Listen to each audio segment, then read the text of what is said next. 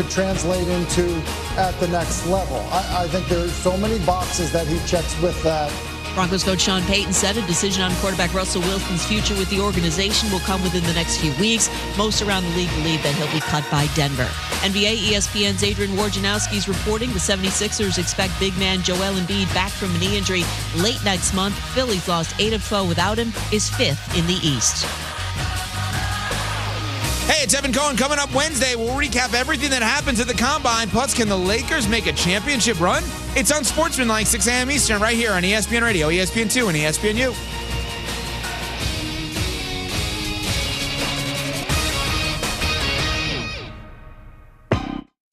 Matt Moscona. I'm very important. After further review. Say it one more time. After further review with Matt Moscona. And here we go. Live from the Mercedes-Benz of Baton Rouge Studios. That's right.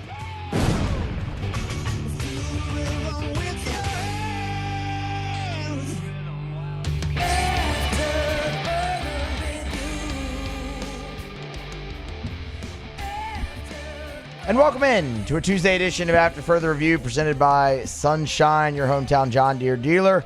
Musso in for Moscona one more day. Grant Lanero, Paul O'Neill along for the ride as well. Looking forward to a great 3 hours. Glad you're here with us on this Tuesday. If this mic would work. Glad you're with us here on this Tuesday. Like I said, we got a lot to get to. A lot of football to go through today. Obviously, by now, many of you have seen Wilson Alexander sit down with Brian Kelly, and BK really went into a lot as the Tigers get set to open up spring practice 1 week from today. The Harold Perkins move with him moving back inside. We'll get to that, obviously. BK updated some injuries as well as a little bit on his a thumbnail on his quarterback, as you might expect there. Shay Dixon will be with us in his normal 4 o'clock spot. As he's here every week updating recruiting. With spring coming, we'll have another portal window, obviously. You'll have guys being able to be back onto campus as well. So a lot going on in recruiting that we'll talk about with Shea and get his thoughts on spring. As again, like I said, you're a week out. The Saints, then their cap gymnastics, that continues. We'll touch on that. We'll get into a little bit of LSU baseball as well later into the show as LSU, they left yesterday for Houston. They'll be there for 6 days. So what might that look like? And the basketball Tigers, they're on the floor tonight against Georgia, so we'll visit with Jordan Hill from Dogs 247 at the bottom of the next hour to preview that game. But we will start with the Harold Perkins news, of course, and as always, the opening segment on AFR is brought to you by Mockler. I think this was probably met one or two ways. There was no in between with seeing the quote from Wilson Alexander that he posted along with the interview from Brian Kelly yesterday and about Harold Perkins moving back inside. And it's a conversation that we are used to having, obviously, because we spent the majority of last offseason having the conversation that Harold Perkins would move inside after the stellar freshman year where he really rushed off the edge and did it and put up wild numbers, 13 tackles for loss, 7.5 sacks, and did it in limited games, really emerged late in that season and, man, just burst onto the scene in college football. Everyone remembers that Arkansas game, right? It was freakish. He was the best player on the field that entire day, and expectation obviously sky high for him, and he was going to change positions, and it lasted all of one game. It lasted all of one game in the opener against Florida State, and from then on, it was, okay, try to find the best position for him to where you can maximize a defense that ultimately ended up being a struggling defense, to put it mildly. But you saw him end up really kind of in that nickel role a good bit, the nickel linebacker role a good bit, played a lot in coverage. And then later in the year after they went to the 4 down, it stabilized for him, right? And anytime they talked about any type of defensive improvement, they talked about finding the role for Harold Perkins. Enter Blake Baker, and immediately everyone's excited about rush numbers for Harold Perkins because of the aggressive style of defense that Blake Baker likes to call. You saw it on full display at Missouri. Everyone immediately gets excited there. And now you arrive here where Brian Kelly, quote, to the Advocate yesterday, he needs to be in the action. He needs to be the weak side linebacker. He needs to be in the box. He needs to be active there. That's where he's going to start, and we've got to get him ready for that position. So set it off the jump there. There's probably two ways this was met. either with, what are you doing? This is the stupidest thing ever. Awful decision. It didn't work last year. Why should you believe it works this year? Or the other side of the coin, the other side of the spectrum, this is the right move. It's where Harold Perkins belongs. It's where he's going to play at the next level. All of those things. There really was no in between. For me, what it obviously comes down to is, do you trust Blake Baker? Because that's the difference here. Okay? It didn't work last year. We know that. Why didn't it work? It didn't work because Harold Perkins got less talented. He's more than capable of playing the inside backer position. That's not a question. We all know that. Because the majority of the time, when that guy steps out onto the field, he's the best defensive player on the field, and you could argue the best player in the game on the field. So that lends me to believe it was a development problem, and it was a coaching problem. And when you look at that defense as a whole, it's not so hard to believe. So do you trust Blake Baker? I can't make that decision for you. What I can tell you is I think that you should. Because I think Blake Baker's, and he's proven it, is at least a top 3 linebacker coach in the entire country. Let alone the work he can do at a defensive coordinator. And you have 2 great examples, recent examples, to show this out. You could start with most recent, with Tyron Hopper at Missouri last year, who's extremely comparable to Harold Perkins in size. So that makes a lot of sense. And a guy who started his career at Florida, obviously transfers over to Mizzou his senior year last year. He goes down after 10 games, but in those 10 games was leading Missouri in tackles with 55. You're looking at 3 sacks and 6 tackles for a loss, all from that position, used him in a bunch of different roles, and ends up being a Butkus finalist. That's development. And then y'all know where I'm going to go with the second example. It's Damone Clark. And it's one thing to look at the numbers that Damone Clark put up at LSU, and we can go through that because I want to compare them because it's potentially the greatest testament as to why at least I'm hopeful that this will work out much better this time. But you can look past the numbers with Clark and just remember what he said about working with Blake Baker, his relationship with Blake Baker, how much of his development he credited to Blake Baker, and how it wasn't just a coach-player relationship there. That's important. But if you want to just look at the numbers in Clark's final year at LSU, his senior year, the 2021 season, he's the nation's second leading tackler with 135 tackles, 15.5 tackles for loss, 5.5 sacks. And then you can throw in the coverage numbers too, where he had 4 pass defense and interceptions. He was all over the field. Butkus finalist, should have won the award, if we're being honest. So that's 2 examples we've used, both very recent, one in 2021, one in 2023, both of them Butkus finalists, both of them able to feast in an aggressive style defense from the middle of that defense under Blake Baker. Those numbers, though, from Clark, who was a great player in his own right. You know what Harold Perkins did last year? When all of us said he they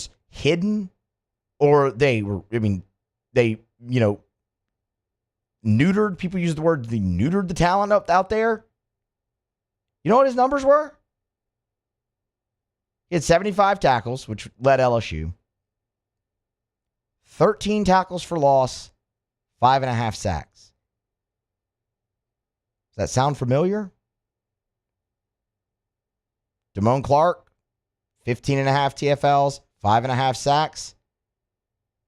I get it. Different position, different defense. But the point is, when we all thought Harold Perkins was missing last year, he put up those numbers. So I look at that, and I know what kind of development Blake Baker brings to the linebacker position.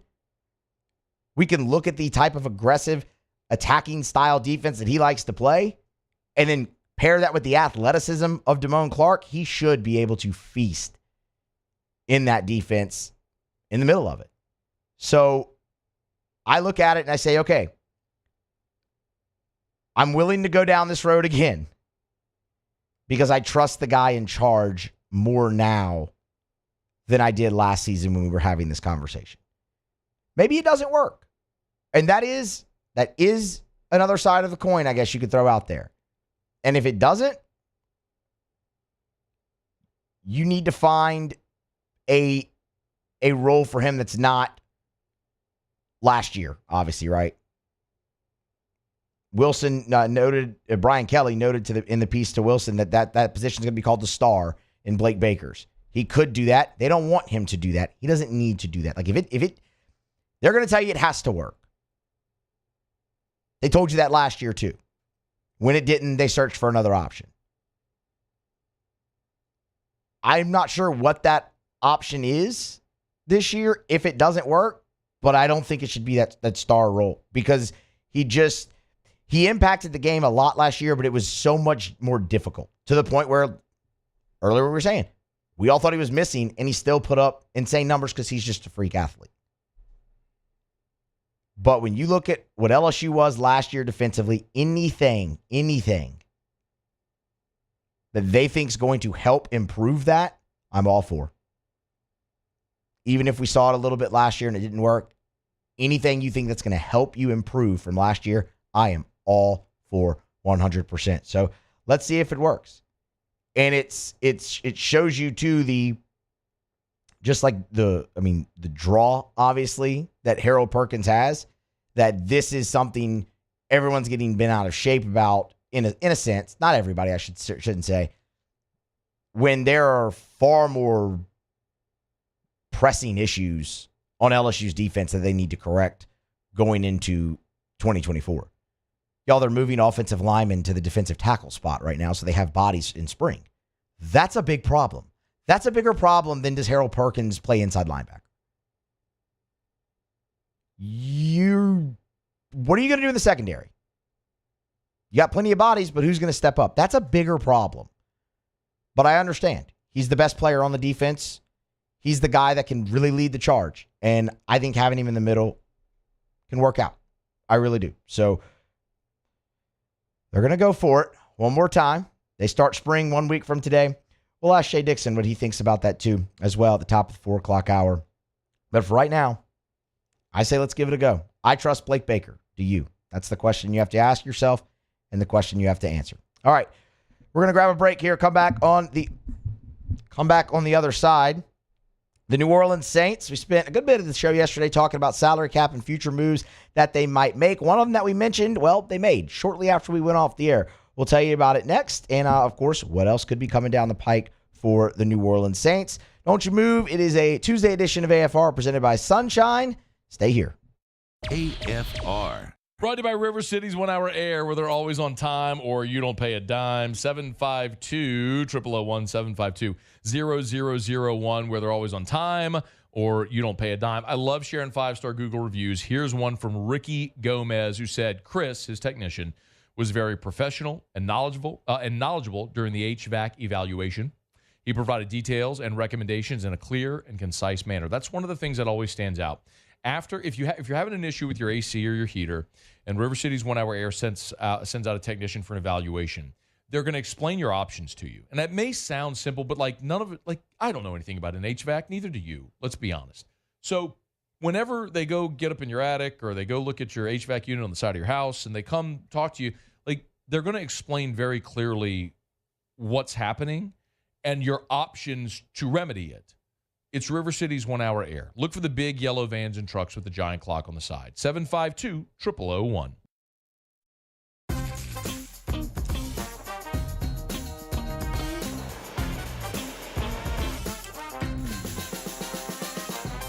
The best kept secret in town is out. Discover Tallulah at the Renaissance Hotel on Bluebonnet.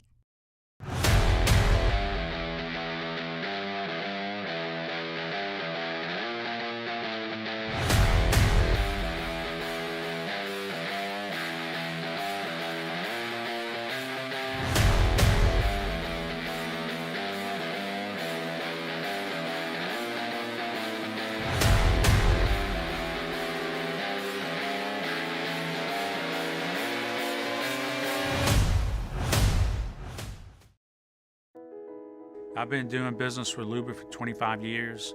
They're dependable, trustworthy. It's just the attention to detail with our clients. Our folks have years and years of experience. They're highly trained professionals. But many companies have that asset. What I'd like to think makes Luba a bit different is that we use those talents in a way that truly is dedicated to serving the needs of the folks who depend on us. Dylan Cruz here to tell you about Six Rings Baseball and Softball Camp. If you live on the North Shore and play ball, go to Six Rings Camps with former LSU assistant coach Dan Canaveri. His knowledge is second to none, and your child will improve and have fun doing it. Camps were held at Coquille Park and Six Rings Academy in Covington with 4 sessions over the summer. Full day and morning only sessions are available from ages 7 to 13. Go to sixringsbaseball.com or call 985-206-9096. Learn the game to love the game. Breck teamed up to reimagine your parks, and you imagined big. With your help, we went to work, creating 12 beautiful community parks across the parish. A family-sized water park, miles and miles of trails, and parks just for your dogs. There are more places to splash, to explore, to run wild, and even soar. You imagined, we delivered. Gold. Breck, your #1 park system in the nation. Hey, it's Matt Moscona. For years, you've heard me tell you about Insurance Network of Louisiana, helping you find better coverage for less money. But it's not just for your home and auto. They also offer commercial property. So, retail stores, professional offices like doctors, dentists, attorneys, clothing boutiques. Insurance Network of Louisiana can find you better coverage for less money. They service the entire state of Louisiana, and they're local. So call today at 293-0450 or lainsurance.net. Gulf Coast Bank and Trust is giving our customers the power to bank anywhere, anytime during this challenging event. And we're right there with you. Our mobile banking app is a smart way to manage.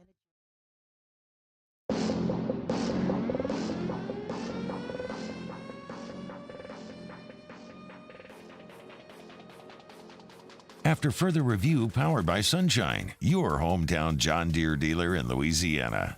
Brought to you by South Point Volkswagen. If you're in the market for a new vehicle, look no further than South Point Volkswagen, or should I say at least put Volkswagen on your list. If you've never driven a Volkswagen, never thought about a Volkswagen, 9 different IIHS top safety picks. That's the highest safety designation you can get.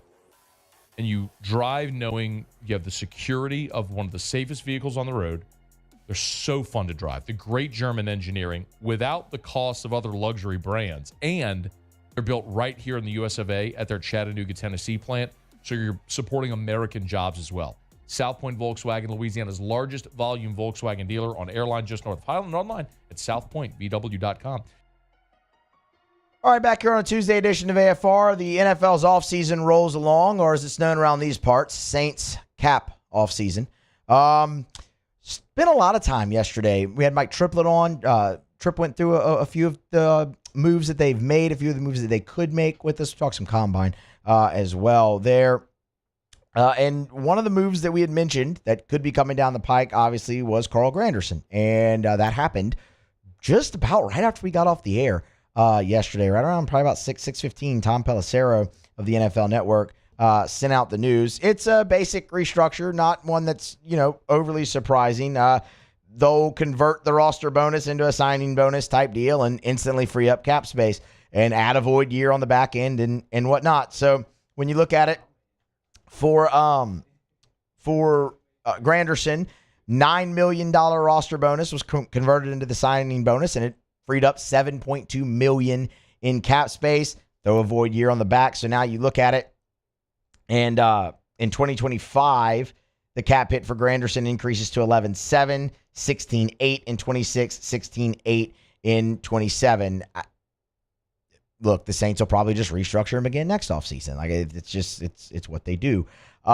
It's a really good deal, though, for the New Orleans Saints. Carl Granderson has been a very interesting player for the Saints here as of late, because before 2023, which he had a really nice season, led the team in sacks, actually, with 8.5. So, look, when you can, reduce save $7.2 million on a guy like that who's coming back to lead your team, that's a great deal.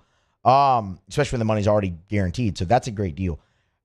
But when you look at kind of his career trajectory, it felt like in 21 and 22, he always kind of came on right at the end of the season, man.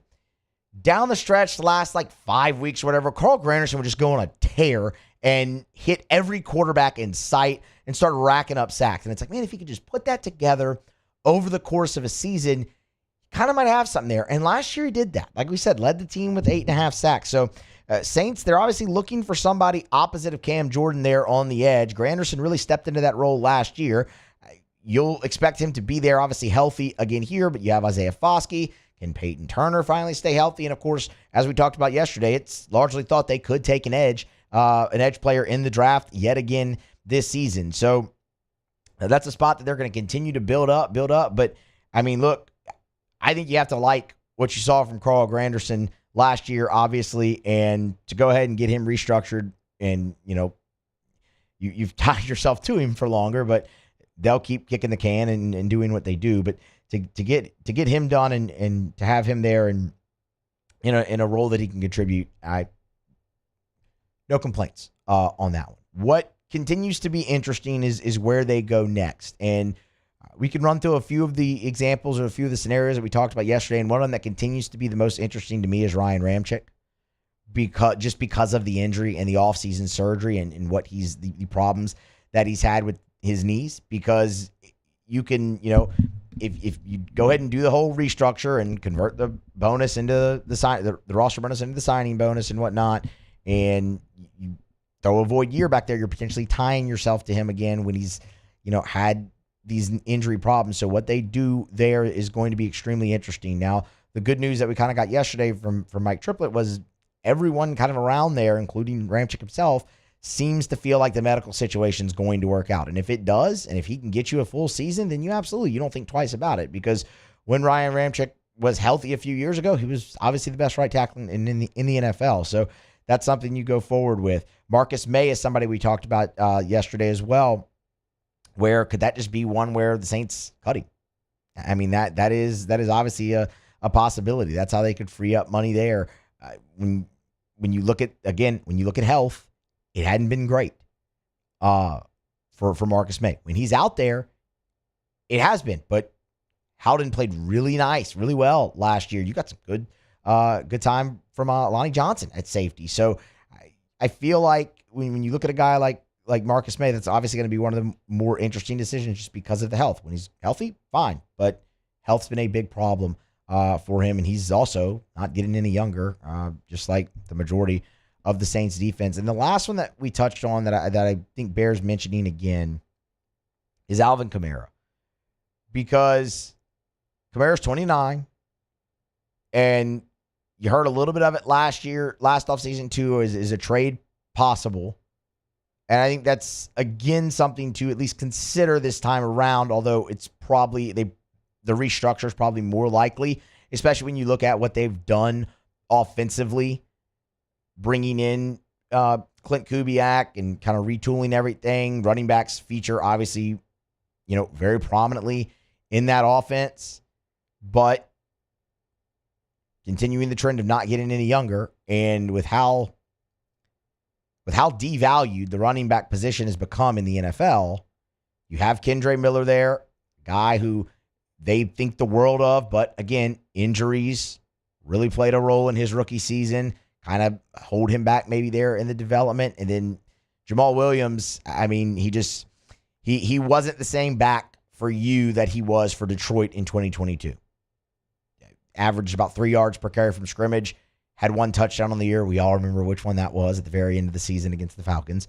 And you're going to need a guy like Alvin Kamara, who, while had his lowest total yard from scrimmage last year, it was still well over 1,100 yards. And you would expect that to take some type of jump here with Kubiak running the offense. So while I guess a trade is at least something to consider potentially there, as it has been for the last couple of off seasons. At least that's what it feels like. The restructure is probably the more likely way. Which man, look, that'd be great. Get him in the boat and go forward there. So the other ones that are going to be really interesting to see what they do with Andrews Pete and James Hurst. They bring them back. If they do, awesome. Zach Bond is another guy we touched on yesterday, but it's kind of thought they'll bring him back as well. So, look, man, we'll see. They got plenty more to go. Granderson was kind of the next easiest one, and they knocked that out. And it's one that you're happy to have out of the way and let him go and try to build on what was a career year for him in 2023. And then, of course, I guess no restructure conversation is complete without mentioning Cam Jordan or Demario Davis, who are also probably headed down that path with the Saints. But we'll see. And look, we'll keep you updated. Obviously, the more that they do, this is far from over. They got to get under the cap by the new league year on March 13th. Spotrac has them. Let's see. Spotrac has them roughly 32 million, in between 31 and 34 million. So roughly about 32 million still above the cap that they have to clear. So it'll probably come from a lot of the guys that we just mentioned. All right, it's after further review here on a Tuesday. Musso filling in for Moscona. Of course, Tuesday shows brought to you by Sunshine. And look, hold on, I got something here. Scone did pass along a text. A couple things they wanted to Sunshine wanted to let y'all know about here that we're gonna let you in on. You need something to do this weekend? Well, the Louisiana Sportsman Show is at the Baton Rouge River Center this weekend, and our friends at Sunshine, they're going to be out there, and they encourage you all to go see them. They have mowers and tractors on site there at the Sportsman Show, and they're noting that right now is seriously the best time to buy a mower or a tractor getting into the spring. And at Sunshine, look, you're going to get the best financing and the best money off on the 1-3 Series tractor. So, look, if you're looking for something to do, of course, this weekend, Louisiana Sportsman Show, Baton Rouge River Center, Sunshine's going to be out there, mowers and tractors. Go get y'all a tractor. Go get you a mower. Get you a John Deere. They bring you Tuesday AFR every single week. And we're happy to have them. We didn't do the tractor song coming back in. I didn't tell you about that, Grant. We do tractor songs, all that. Really, we do one tractor song all day, but we might have to mix that up a little bit today. But we'll get there. We'll get back to that. All right, grab a break. Come back on the other side. We'll go around the SEC. We have odds to make the college football playoff, and Paul Feinbaum spoke on the new model for the college football playoff. Want to let you hear what he said, because while I don't disagree with him, it's proven to work. So I don't really see the point of complaining, but we'll talk about it when we come back on the other side of AFR. Stick around. AFR. Brought to you by Darren James and Associates, brokered by LPT Realty. That's right. Darren James has launched a new group, LPT Realty, which will give so many expanded resources to you, the homeowner, as you're selling your home. Darren James will have increased access to communication and so many other resources to help sell your home for the highest dollar possible. So you're matching and marrying here the number one realtor in the state of Louisiana. Wall Street Journal's list the top 1% of realtors in America, and a new company that's growing at an exponential rate that's going to give you expanded resources. I want to also mention, if you are a realtor or are thinking about getting your realtor's license, you need to call Darren James and learn about LPT Realty. Their structure and how they're allowing the realtor to keep more commissions is something that could change your life. Darren James. Think real estate, think Darren James. It was a humid day, barefoot children play, looking for that summer shade. Time just slips away. Oh, Louisiana, some kind of hold on me.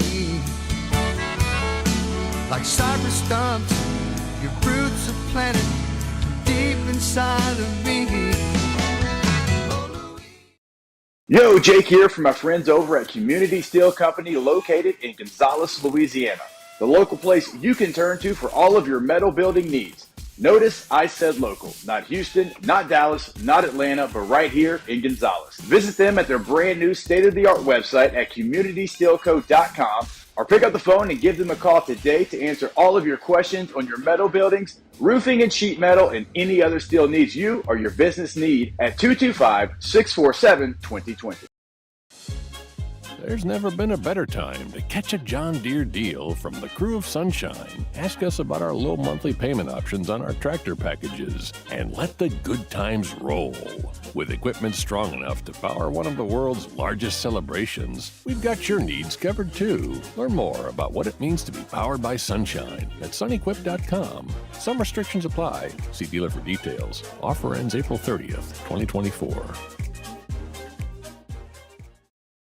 Gulf Coast Bank and Trust is giving our customers the power to bank anywhere, anytime during this challenging event. And we're right there with you. Our mobile banking app is a smart way to manage your money and time. Gulf Coast Bank and Trust, the bank that cares about you. Bayou Ford has new 23 Ford F-150 STX trucks for only $39,995. $39,995 plus 1.9% financing for 72 months. And all new Bayou Ford vehicles come with a 1 million mile warranty. The crew at Bayou Ford is going to do right by you. I've been doing business with Luba for 25 years.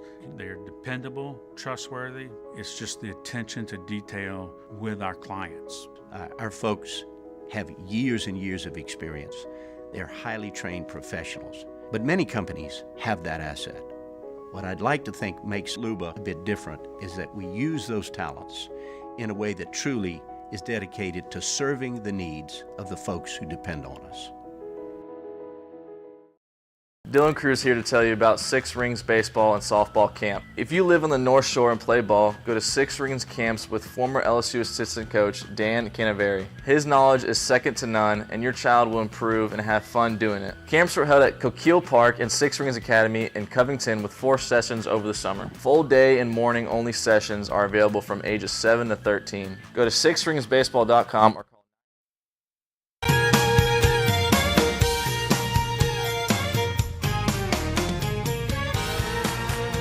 After further review, powered by Sunshine, your hometown John Deere dealer in Louisiana. Always a pleasure to tell you about our friends at the Williamson Eye Center. Check them out online at williamsoneye.com. They've got locations all over the greater Baton Rouge area.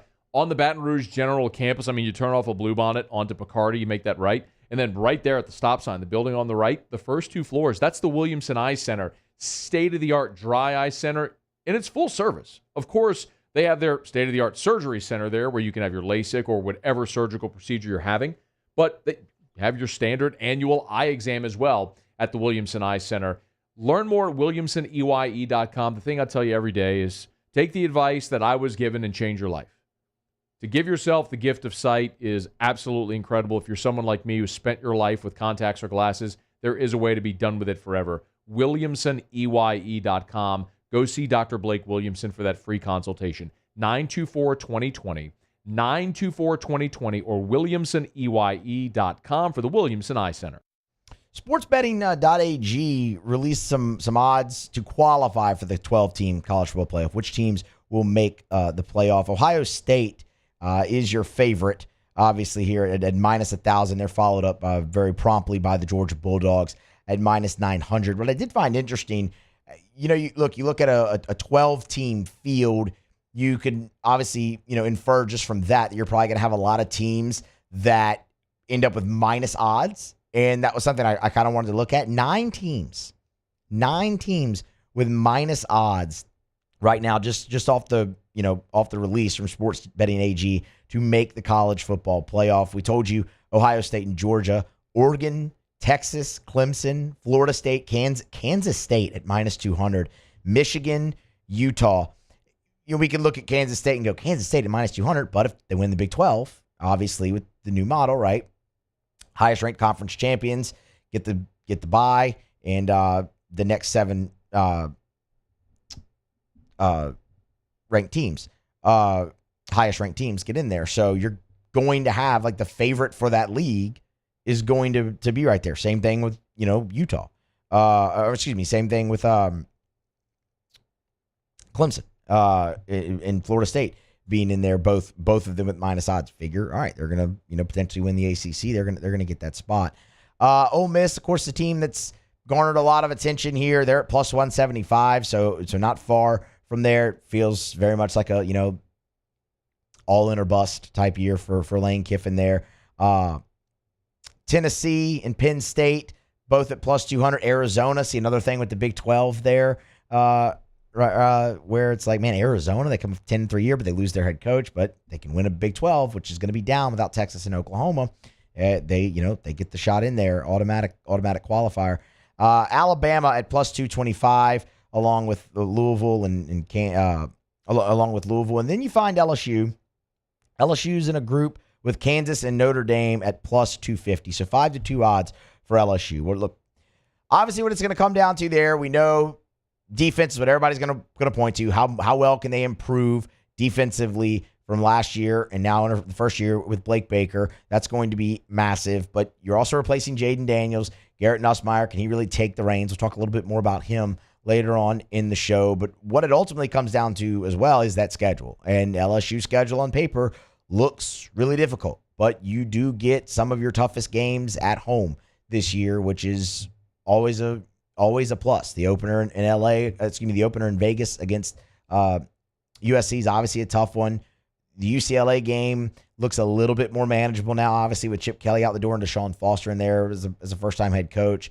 The Eric Bieniemy hire is interesting, which we talked about yesterday. But that obviously looks a little bit more manageable. We've talked about Ole Miss and how they're going all in, but you do get them at home. Like that's a game in Baton Rouge this year. That's a plus. Alabama, no more Nick Saban, and you get that game at home. So that's obviously once again a plus. You have to go to Auburn. That's never easy. Obviously, you have to go to College Station. That's never easy. But you face Oklahoma, but you get that game at home. So managing that schedule, they navigate it well enough, and you get to 10-2, and you're going to have a shot. You'll make the college football playoff at that point. 9-3, you'll be right on the doorstep. You'll probably be on the outside looking in like you would have been last year, but you'll be right on the doorstep. So obviously, yes, the defensive improvement, huge. Garrett Nussmeier, who emerges at receiver, all that, huge. But the schedule, how they navigate the schedule is going to be massive. So one thing we mentioned there talking about the odds and whatnot is all the teams that had the minus odds and seeing a team like Kansas State with minus odds because, again, if they win the conference, they get in. Paul Feinbaum was on Always College Football. It's a show hosted by Greg McElroy. And Greg McElroy asked Paul about the format and what he thinks of that 5-7 model with the automatic qualifiers and whatnot. It's so convoluted because anytime we don't have the best teams being seated like the best teams, it's an imperfect model. But you and I know that to get sign off in these rooms with people from all walks of life and all geographies, this is how they had to do it. But it is patently absurd that the number one team and the best team in the country could get rated fifth in the seedings. It doesn't make much sense. But I think it's just it's something that will take time to get to where it's done correctly and like it should be, but it's still better. And I know this is not the answer that people want. It's so much better than where we were. It's absolutely so much better than where we were. And I mean, the first thing I thought about when I heard him say that, it's crazy that, the number one team in the country could be seeded fifth, Ohio State or Georgia. If they're number one in the country going into conference championship weekend, they get knocked off. They could end up being that fifth seeded team when they were, looked like they were going to be. I understand. The first thing I thought about, though, was the NFL. The Tampa Bay Buccaneers won an awful division, were one game above 500, and got to host a playoff game and faced an Eagles team that looked like one of the best teams in the NFL for the majority of the year until they cratered at the end. That was a team that was in the Super Bowl the year prior, and they had to go on the road in the first round of the playoffs. We've seen that happen plenty. We've seen it not matter. Like we've seen the better team, the 5 seed or whatever, house the 4 seed because they're just not a good team. They won a bad division, and we've seen it go the other way like it did this year. So, look, what the focus should be there, if you don't want that to happen, win your conference championship. I know anybody can beat anybody on any day, any given Saturday, any given Sunday, right? But go win go win your conference championship. Now, if I do that, I have a bye. I'm automatically in. All of that. That's incentive. You want to make things matter. You want to make regular season matter. Stay in that conference championship race. You want to make a conference championship game matter and not just be a money grab? Have that tied to it. So I don't have a problem with that, and it works just fine in the NFL. Why can't it work in college football? Is it kind of weird? Sure, but it happens. And again, in the NFL, you've seen it go both ways. So I think you'd absolutely see it go both ways in college too. It'd stink to have to go on the road, but if you're really one of the top teams in the country, you should win that road game anyway. Go win the road game. And he's right. It is absolutely 100% better than what we had. There's just no question. People argue all the time about the 4 best teams not ever getting in. Well, you don't have to have that argument anymore. So yeah, that automatically makes it better. All right, it's a Tuesday show here presented by Sunshine. Musso in for Moscona. Let's go around the SEC.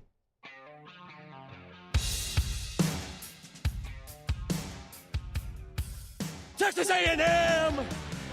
Texas A&M sophomore defensive back Jacoby Matthews plans to enter the transfer portal when the spring window opens. That's per Hayes Fawcett at On3. Matthews, of course, Louisiana native, played in 20 games over the 2 seasons in Aggieland, totaling more than 50 tackles. Number 32 overall prospect in the 2022 class per On3, the nation's number 2 safety and the number 2 recruit in Louisiana, chose the Aggies over LSU. We'll ask Shay Dixon about that when he's here at 4 o'clock. The Florida Gators. Billy Napier is expected to add former Arkansas offensive coordinator Dan Enos to the coaching staff. That's according to Gator Online's Corey Bender. Enos is being brought to Gainesville with a focus on advanced scouting and head coach projects, so it'll be an off-the-field role for Enos. He spent 2023 in Fayetteville with the Hogs, was relieved of his duties following that just gruesome 7-3 loss to Mississippi State. Not the loss that was gruesome. That entire football game was gruesome. And Enos also, of course, has been the OC at Maryland. The Missouri Tigers. Missouri, update from their spring practice. They will be without a couple of players for the remainder of that. Eli Drinkwitz announced that defensive back Isaac Thompson and quarterback Sam Horn will not be participating. Isaac is recovering from an injury in the summer, while Sam Horn had Tommy John surgery. He's also a baseball player, which is why that happened there with the torn UCL. He competed with Brady Cook, so he's a backup. Thompson, though, was a highly rated defensive back coming out of high school, only played in 2 games throughout his career and took a red shirt in 2023. The Auburn Tigers. And new addition on the Plains, 4-star cornerback Devin Williams commits to Auburn. Williams is out of Georgia. Georgia announced his decision on Monday evening on social media. Chose Auburn over Alabama, Tennessee, Oklahoma, LSU, and anybody else you really want to name. 14th cornerback in the 2025 class, top 125 player and a top 20 player in the state of Georgia, the latest member of Auburn's 2025 class. Couple men's basketball games tonight. Georgia, of course, at LSU. We'll get you a preview of that before we get out of here. Number 16, Kentucky travels to Stark Vegas for a 6 p.m. tip. You can see that on ESPN. Vanderbilt is at Arkansas in the nightcap, and you got a busy slate on the diamond tonight in the SEC. Top 7, Georgia leads Presbyterian 3-2. Kentucky and Western Kentucky are scoreless. Number 19, South Carolina trails Gardner-Webb in the 3rd. In the bottom of the 1st, Mississippi State trails Jackson State. Funny story to tell you about that momentarily. Arkansas, no problem with Grambling, up 7-0 through 2. Tennessee and High Point are scoreless. Ole Miss will host Little Rock. Number 9, Vandy hosts Indiana State. It's Southeast Missouri at Missouri. Number 4, Florida on the road at Stetson. Lamar visits number 7, Texas A&M. Alabama, number 16 in the country, travels to UAB, and Samford visits number 23, Auburn. That's around the SEC. So Mississippi State, who's just off to a rough start on the diamond for the 2nd consecutive year, Chris Lemonis feels like his days are numbered unless they haul off and make a run into the NCAA tournament. I know, I get it. It's February. Talking about that seems kind of crazy, but they've cratered since the national championship, and they're 4-4 right now and trailing to a SWAC school early in the ball game. But that's not the point of this. Funny story with this. Steve Robertson, of course, Gene's Pages over there for Mississippi State, great friend of this show, tweeted earlier that first pitch in Jackson State, Mississippi State was delayed until 3:25 Central because Jackson State boarded the bus, was on their way, and realized They forgot their game jerseys. So they had to turn around and go back, get those, and then make their way to Starkville. College baseball. It is better than anything that you like. Only in college baseball would a team, maybe high school, but I'm going to sit here and say only in college baseball would a team forget their jerseys and have to turn around and go back and delay first pitch. That kind of feels as important as the bats and the gloves there, that maybe that should, be up there on the scale of importance. But they got them. They're there, and they're winning. We'll see if they can pull off the upset, or I should say complete the upset there over Mississippi State. All right.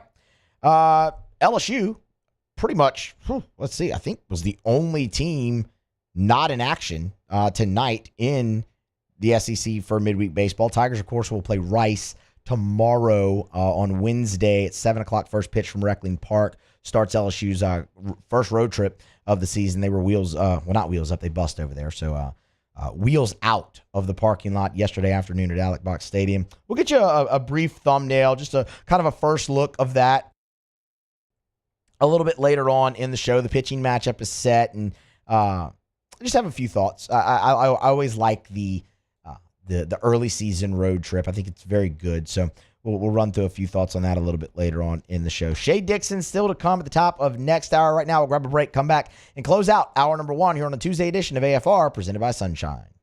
AFR. Brought to you by Action Industries. Make sure you check them out online, on Facebook, or on LinkedIn. It's Action Industries. And, of course, when you're at the box. Every single game, all year long, out at the box. If you see a mound visit, those mound visits all season long are brought to you by Action Industries. Action Industries is a great industrial contractor that served the petrochemical and refinery markets, all the plants up and down the river for 40 years, since 1982, going on 41 years now in business. And listen, there's two things that I've learned talking to Chuck and all the gang over there at Action Industries. Number one, you do not get hired to work in those plants if you don't have an exemplary safety record. At Action Industries, their safety record beats the industry standard, and you don't get rehired if you don't do quality work. Well, Action Industries has been around for 40 years. Check them out online. It's Action Industries.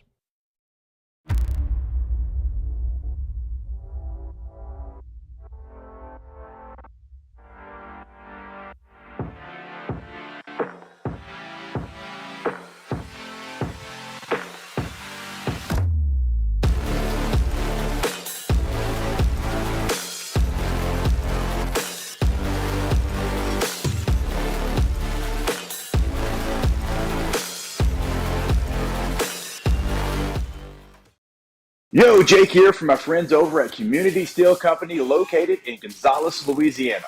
The local place you can turn to for all of your metal building needs. Notice I said local, not Houston, not Dallas, not Atlanta, but right here in Gonzales. Visit them at their brand new state-of-the-art website at communitysteelco.com or pick up the phone and give them a call today to answer all of your questions on your metal buildings, roofing and sheet metal, and any other steel needs you or your business need at 225-647-2020.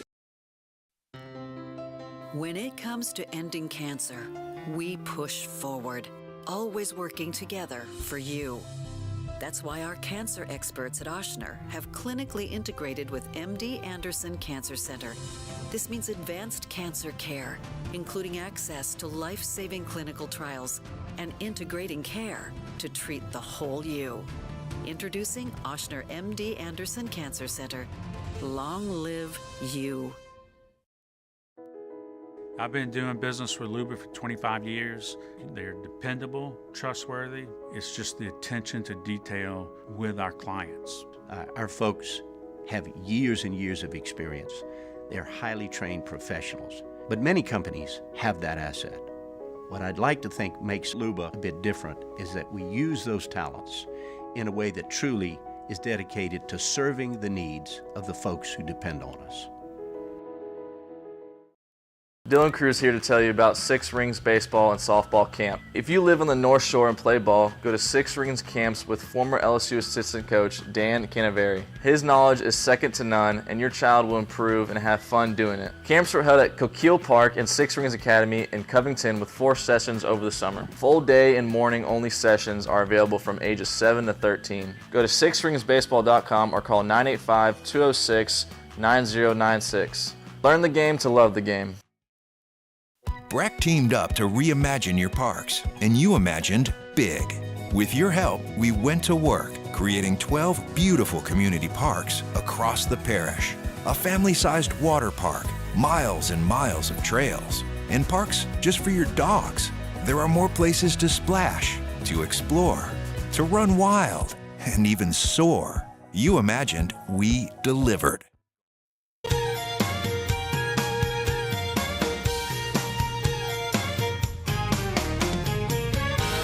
After further review, powered by Sunshine, your hometown John Deere dealer in Louisiana. As we wrap up hour number 2 here, hour number 1 here on a Tuesday edition of AFR, I wanted to talk a little bit about something that Chicago Bears GM Ryan Poles said at the NFL Combine today. And it has to do with Justin Fields, and it's significant because of where his next destination could be. So Ryan Poles met with the media at the NFL Combine today, and obviously the big story is going to be what they're going to do with the number 1 pick. Are they going to draft Caleb Williams? And if they do that, or a quarterback, and if they do that, it's going to be Caleb Williams. But if they draft a quarterback, what happens to Justin Fields? Will they, you're going to trade him, obviously. And the way the question was phrased to Ryan Poles was, would you want to have Justin Fields traded before the start of free agency? It just depends on what opportunities pop up. I will say this, if we go down that road, I want to do right by Justin as well. No one wants to live in gray. I know that's uncomfortable. I wouldn't want to be in that situation either. So we'll gather the information. We'll move as quickly as possible. We're not going to be in a rush and see what presents itself and what's best for the organization.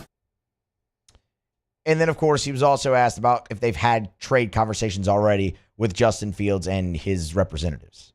Yeah, so I've always felt, and I told him this after the season when we had our exit meetings, that transparency and communication is key in these moments, and I told him we will do that.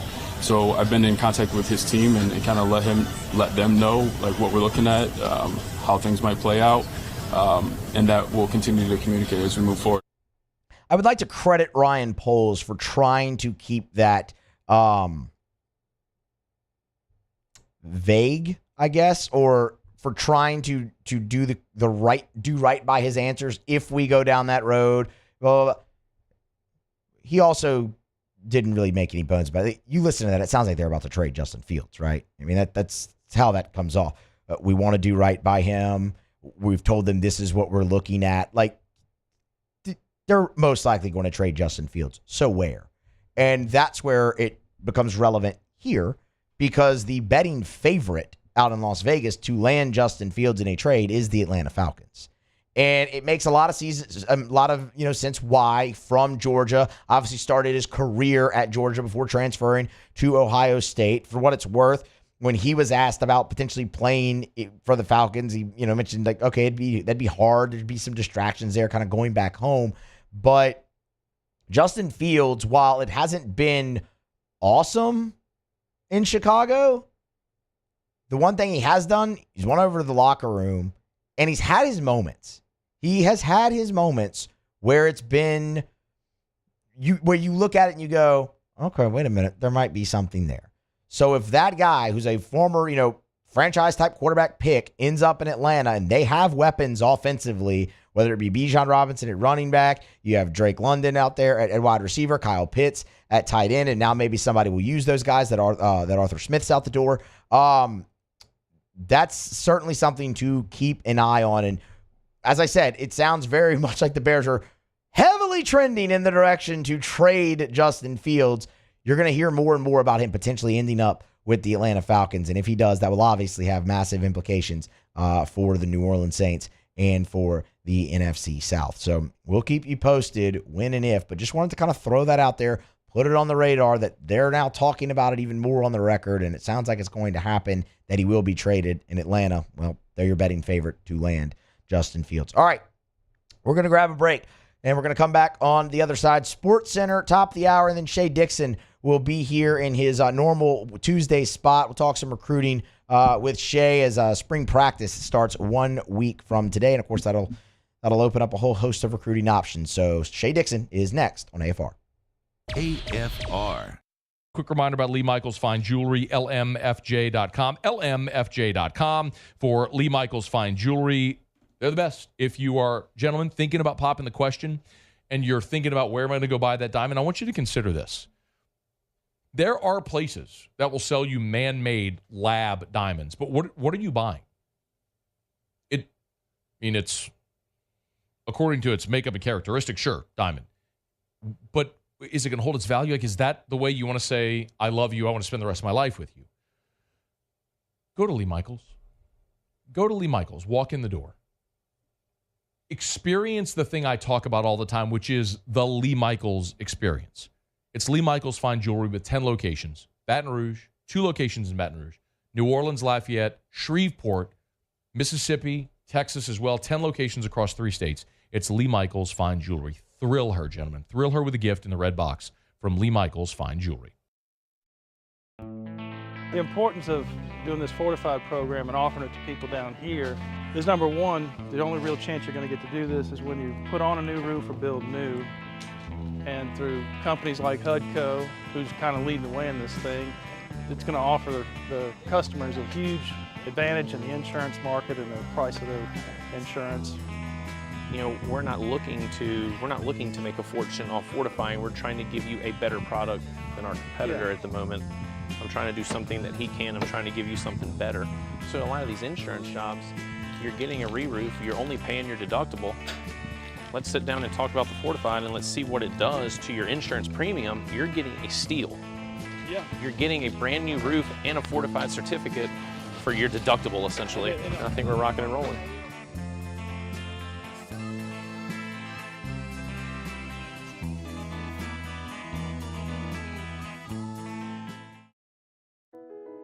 I've been doing business with Luba for 25 years. They're dependable, trustworthy. It's just the attention to detail with our clients. Our folks have years and years of experience. They're highly trained professionals, but many companies have that asset. What I'd like to think makes Luba a bit different is that we use those talents in a way that truly is dedicated to serving the needs of the folks who depend on us. Yo, Jake here from my friends over at Community Steel Company located in Gonzales, Louisiana. The local place you can turn to for all of your metal building needs. Notice I said local, not Houston, not Dallas, not Atlanta, but right here in Gonzales. Visit them at their brand new state-of-the-art website at communitysteelco.com or pick up the phone and give them a call today to answer all of your questions on your metal buildings, roofing and sheet metal, and any other steel needs you or your business need at 225-647-2020. Dylan Cruz here to tell you about Six Rings Baseball and Softball Camp. If you live on the North Shore and play ball, go to Six Rings Camps with former LSU assistant coach Dan Canaveri. His knowledge is second to none, and your child will improve and have fun doing it. Camps were held at Coquille Park and Six Rings Academy in Covington with 4 sessions over the summer. Full day and morning only sessions are available from ages 7 to 13. Go to sixringsbaseball.com or call 985-206-9096. Learn the game to love the game. Breck teamed up to reimagine your parks, and you imagined big. With your help, we went to work, creating 12 beautiful community parks across the parish. A family-sized water park, miles and miles of trails, and parks just for your dogs. There are more places to splash, to explore, to run wild, and even soar. You imagined, we delivered. Gold. Breck, your #1 park system in the nation.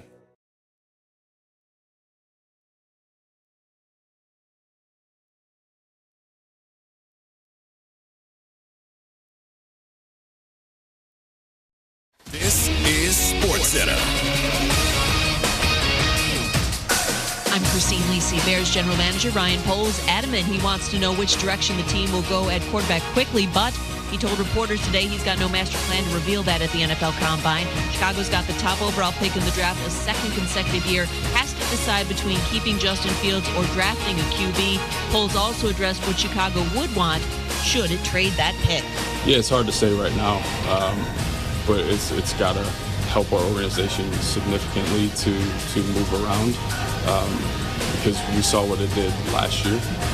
And I'm looking for that type of return to continue to improve our football. There's GM Ryan Poles. He did not rule out trading Fields. ESPN's Jeremy Fowler reports the Chiefs told cornerback L'Jarius Sneed they're prepared to use the non-exclusive franchise tag on him and are open to a trade if the sides cannot work out a long-term deal. He is agreeable to that scenario.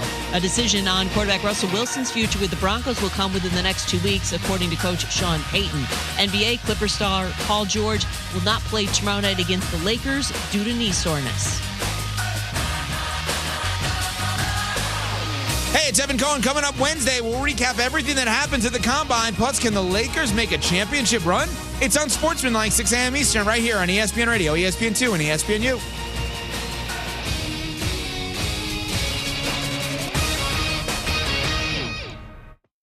Matt Moscona. I'm very important. After further review. Say it one more time. After further review with Matt Moscona. And here we go.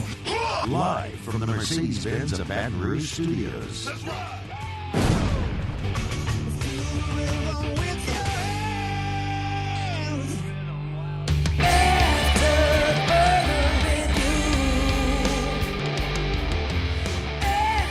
Welcome in, hour number 2 of After Further Review, presented by Sunshine here on this Tuesday. Musso in for Moscona.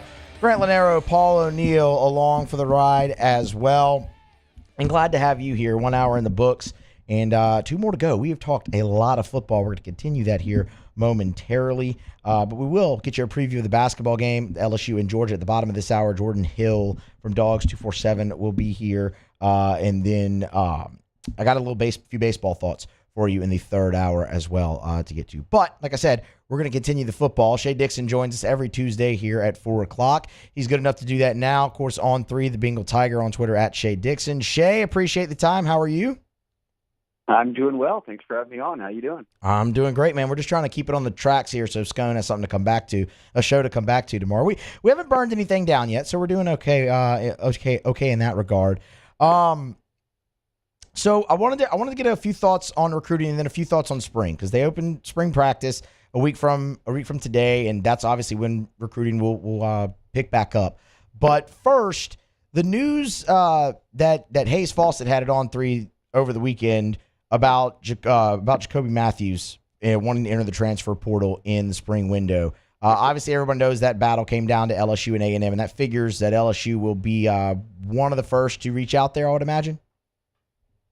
Well, it's kind of an odd thing. Everyone's going in real time with what the NCAA is enforcing and what the SEC is. And with the NCAA allowing anytime transfers, 2-time transfers, almost just kind of putting their hands up after going through everything over the past couple of years, the SEC has stood firm on this. You can't transfer within the conference after February, meaning you would have to do it in the first portal window. And there wasn't much buzz around Jacoby Matthews in the first portal window. Then it seemed kind of, at least the reports out of College Station, were that he and the Elko side didn't see eye to eye, or necessarily that staff or how things are rolling there. They weren't on the same page, and he'll head elsewhere, but not to an SEC school. So I think a lot of people are curious where a former, top 2 or 3 prospect in Louisiana just a couple of years ago is going to end up, but it won't be at LSU or any other SEC school. Shay, why is the SEC holding so steadfast on that? I mean, do you have any? I mean, that doesn't. Why just after the in that spring window? That doesn't make. I mean, if it's fine and before then, why is it not fine after February? Right. I'm curious if that's one of the things that doesn't change to where they pushed back until. You have until after February, or that second portal window, like you said, which would be in late April, I guess it is, a 14-day window after everybody around the country's done with spring ball. But this spring, they're rolling through with it. So, as I said, I bet by this time next year, we have some more clarity there in terms of guys knowing, hey, no matter what, they're not changing this rule. I've got to go in the first portal window, or if you can't fill it out in the second one. And look, teams like Bama right now would certainly wish that there's a second portal window because they got rated in the first one. And in a time period where it was pretty much after the window had closed, most of the top prospects had already picked schools, and they were kind of left last one standing. And now you go to a portal window in the spring that they can't get any SEC players from. All right. Moving on from that and looking towards the class of 2025, obviously, which LSU number one in the country right now. On three, y'all just redid y'all's rankings. Any big movers, standouts there in LSU's class? Yeah, I think the biggest news is obviously the news that stayed pretty much the same. The number one overall player remains Bryce Underwood, LSU's quarterback commitment out of Michigan. That makes him the number one quarterback as well. Number three overall prospect remained Ja'Cory Moore, who stayed put as the number one receiver coming out of Duncanville, committed to LSU. And then a third top 10 prospect, Harlan Berry from here in Louisiana, the nation's number one running back, and the first number one running back in Louisiana. I believe Dunnery didn't finish number one. He was number one at one point, but Fournette about a decade ago would have been the first. So since now, Harlan Berry, who will be a senior in the fall. So three guys in the top 10 who are all 5 stars in the On3 industry rankings, all number one at their position. So the rich get richer, coming off of a Heisman season and number one offense in college football. I don't think there's been a time I've seen numerous national analysts mention it in recruiting, but that someone has signed the number one quarterback, running back, and receiver. And there's a pretty good chance, even though we're a year out from rankings being finalized for these kids, they all got senior seasons ahead of them, but they are all so elite that it won't be surprising at all if they all finish at number one. So that's probably the biggest news. Devin Harper, one of LSU's line commits, made a big jump into the top 100. They've got another top 100 commit in Jabari Antoine. So for good reason, they stick around at number one and trending ahead of teams like Ohio State and Georgia and Clemson. So they've kind of broken through that wall of that had typically been those teams in Alabama, and now they go from a number 5 class this past cycle to sitting at number one. Shay, this is just out of pure curiosity. How many times throughout the cycle do y'all update the rankings? So, it's a good question. Like a wholesale update to the entire thing, there'll be about 4 times. There'll be one right out or now, about 3 months after seasons have ended, and then All-American Bowls. They'll have this update, but with juniors, I should say. Then they'll have one in the summer months after they see guys at summer camp. Then again, about midway through, the season, and then right now. So I'd say 4 big updates. So a lot of time for movement and rankings between getting seen in games and then getting seen playing basketball, running track, 7-on-7 camps, any other way you can kind of gather intel on a prospect. Good to know. I've always kind of wondered that. I was like, well, while we got him here, let's figure that out. And we're talking about it.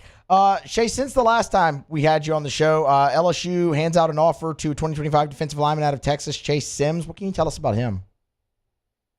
Yeah, Brad Davis has been pretty active here Brad Davis. I'm thinking of Bo Davis, obviously. I've been saying Brad Davis's name a lot recently with how well LSU's recruited the O-line. But Bo Davis, the former O-lineman, is now back in Baton Rouge, and obviously took over the D-line. Was it, only been about a little more than a month since those guys have been on staff, and all of February was a dead period. So we only got a few weeks of coaches out on the road, and in that time, Davis was pretty active in the Southeast, but largely in Texas and dropping into different places in Louisiana. And I think what you hope is that his time at Texas immediately kind of parlays into recruiting the same guys and picking up where he left off. I think LSU saw that with a guy like Jamar Cain, right? Coming from Oklahoma, you're recruiting the same level of guys, and you can kind of just say, hey, look, even though I'm at a new school, I'm staying on the same guys I was recruiting previously, just from Texas to LSU. So guys like Chase Sims have popped up. I mean, he is a 6'3", 300-pounder. They need defensive tackles, obviously. But Bo Davis reached out, talked about how he'd watched his film, wanted him to come in. He's gotten some Houston SMU offers, Texas Tech, but A&M was a big one for him. So I think a lot of recruiting fans are eager to see, after Bo Davis offering him, and I think there's about 5 or 6 total in Texas, how many guys do they go in there and pluck? Because LSU's been on kind of a run here in the Dallas and Houston areas. All right, Shane, of course, as we kind of said that off the top, of course, Shay Dixon, our guest, on 3 The Bengal Tiger, on Twitter at Shay Dixon. Spring practice opens a week from today. And then, of course, that's going to kickstart the recruiting back up. Kind of take us through the calendar a little bit and what that might look like. Yes. So they start March 5th is it like a week from today? Week from today? The following weekend, March 8th, is already lining up to be one of their biggest visit weekends they'll have this spring. And they already had one junior day. This will be a bit bigger than that one. And Brian Kelly and the staff has sort of shown an affinity for really liking to get guys in for practices. And now that the spring practices are beginning and the dead period's about to end, they've lined up a list. I mean, we put at least a preview of the list up on the Bengal Tiger earlier today. And there's more than 25 guys who are coming in from all over the country, most of which that have offers, 4- and 5-star prospects, going all the way into the 2026 class with a number of national kids, including Diabell, who's one of the better quarterbacks out there, the number 2 quarterback right now in the On3 industry rankings. So it's about to heat back up in a hurry, not that it's not already, given the month of January that they had, both closing out that 2023 class, the kids who are about to be on the team now, many of them which are early enrollees, by getting Don McKinley or then kind of getting the future rolling with Harlan Berry and Bryce Underwood both in January. So February's dead period is almost over. Recruiting is about to be active again.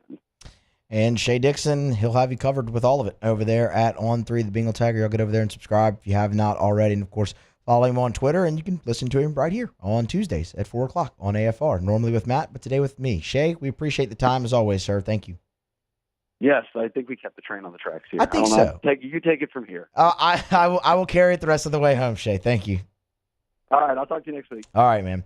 That is Shay Dixon. Always appreciate the insight there. And, man, look, I always find it funny that, I mean, I get why, right? It's you can't have, like, guys on campus or whatnot, but when they call it the dead period, because, I mean, they're still doling out offers. Like, the recruiting never actually stops. It's not. There's never actually dead. Like, it's never dead. So I don't know. I always find that a little funny. But we appreciate Shay's time there, and Brian Kelly and his staff, man. They continue to work towards adding to an already awesome class in 2025, and we'll continue to have you covered with it right here on AFR. All right, we're gonna grab a break.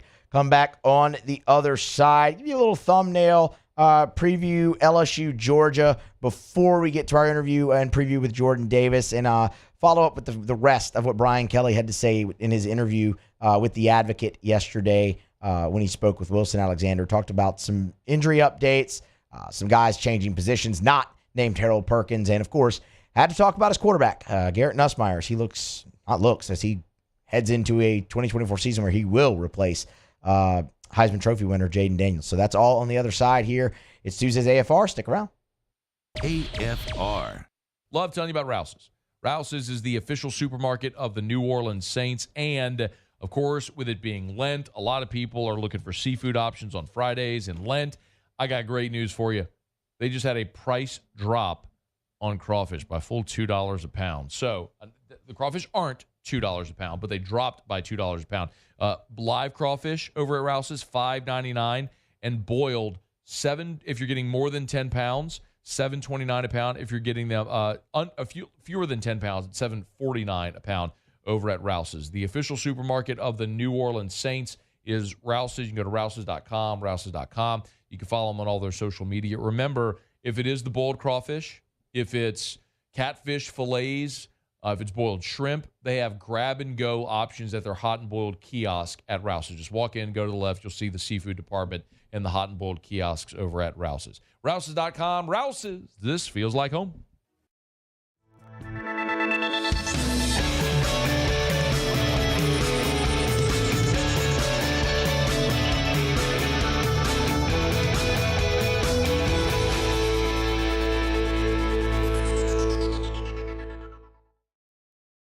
Gulf Coast Bank & Trust is giving our customers the power to bank anywhere, anytime during this challenging event.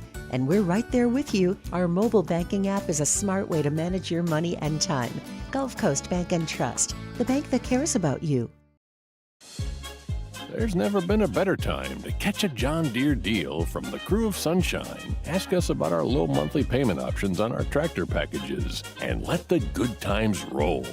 With equipment strong enough to power one of the world's largest celebrations, we've got your needs covered too. Learn more about what it means to be powered by Sunshine at sunequip.com. Some restrictions apply. See dealer for details. Offer ends April 30th, 2024.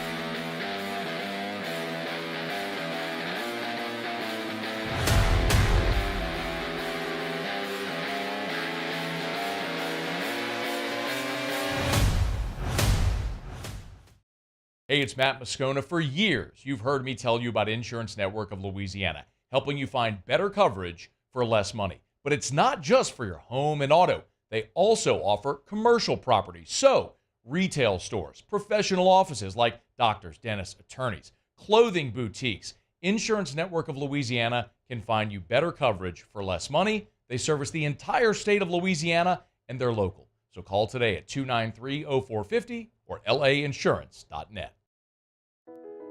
I've been doing business with Luba for 25 years. They're dependable, trustworthy. It's just the attention to detail with our clients. Our folks have years and years of experience. They're highly trained professionals. But many companies have that asset. What I'd like to think makes Luba a bit different is that we use those talents in a way that truly is dedicated to serving the needs of the folks who depend on us. Yo, Jake here from my friends over at Community Steel Company located in Gonzales, Louisiana. The local place you can turn to for all of your metal building needs. Notice I said local, not Houston, not Dallas, not Atlanta, but right here in Gonzales. Visit them at their brand new state-of-the-art website at communitysteelco.com or pick up the phone and give them a call today to answer all of your questions on your metal building.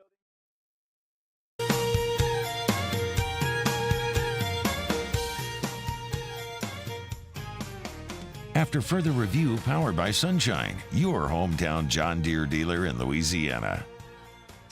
All right, Matt McMahon and the Fighting Tigers, they're going to be on the field, on the field, back on the court in the Maravich Center tonight, trying to flush that loss to Mississippi State. They'll welcome in Georgia. We all remember how that first game ended up there in Athens, man. It was a nice comeback for LSU. They take the lead on a Jalen Cook three-point play, and then down on the other end, give up a basket there, I think, with about 5 seconds left. And then you have the long full-court pass. And, I mean, God, you got such a great look at the three, and it almost went down, but it didn't. And you dropped that one 68-66. Georgia has really hit the skids since then. And we'll talk about that with Jordan Hill coming up here in the next segment. But before we did that, did want to let you hear a little bit from Matt McMahon as he met with the media yesterday. And one of the big things right now with this LSU team is the injuries. And Matt McMahon gave an update on his hobbled team.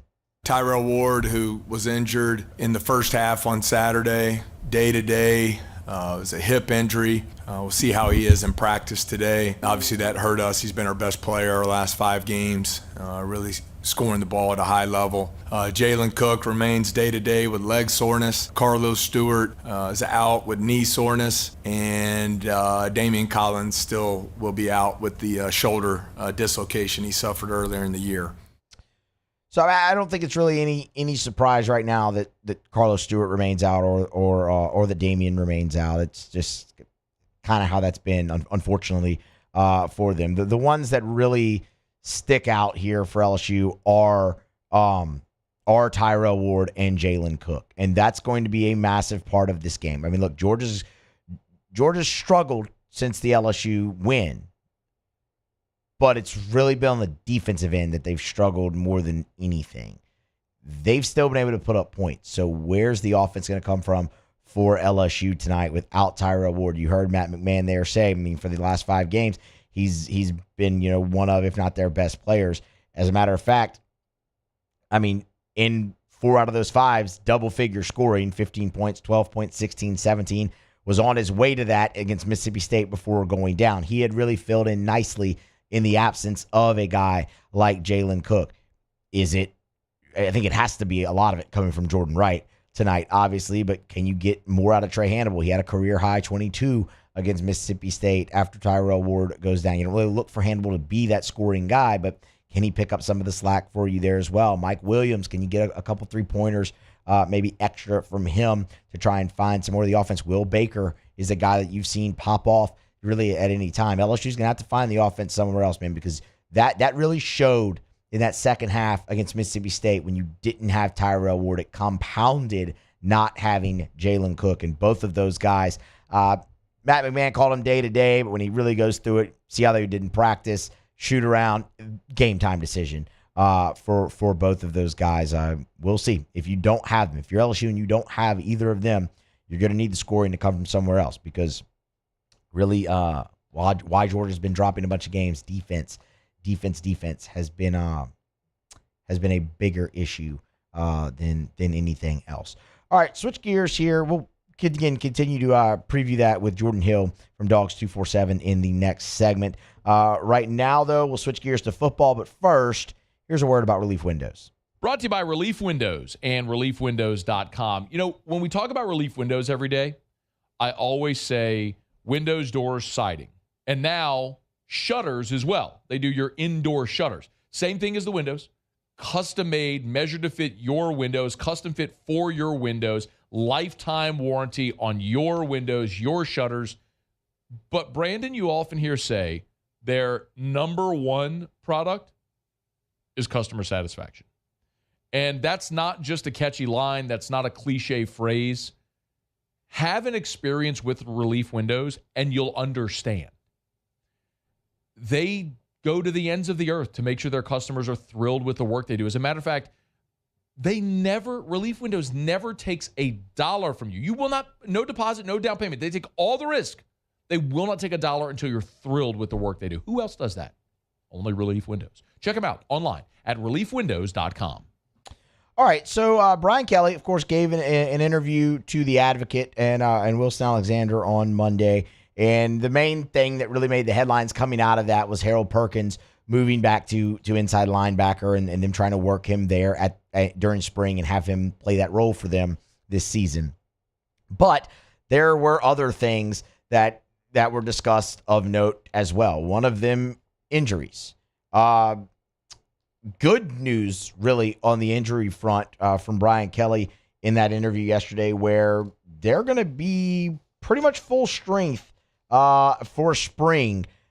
The one absence noted from Kelly was Zy Alexander.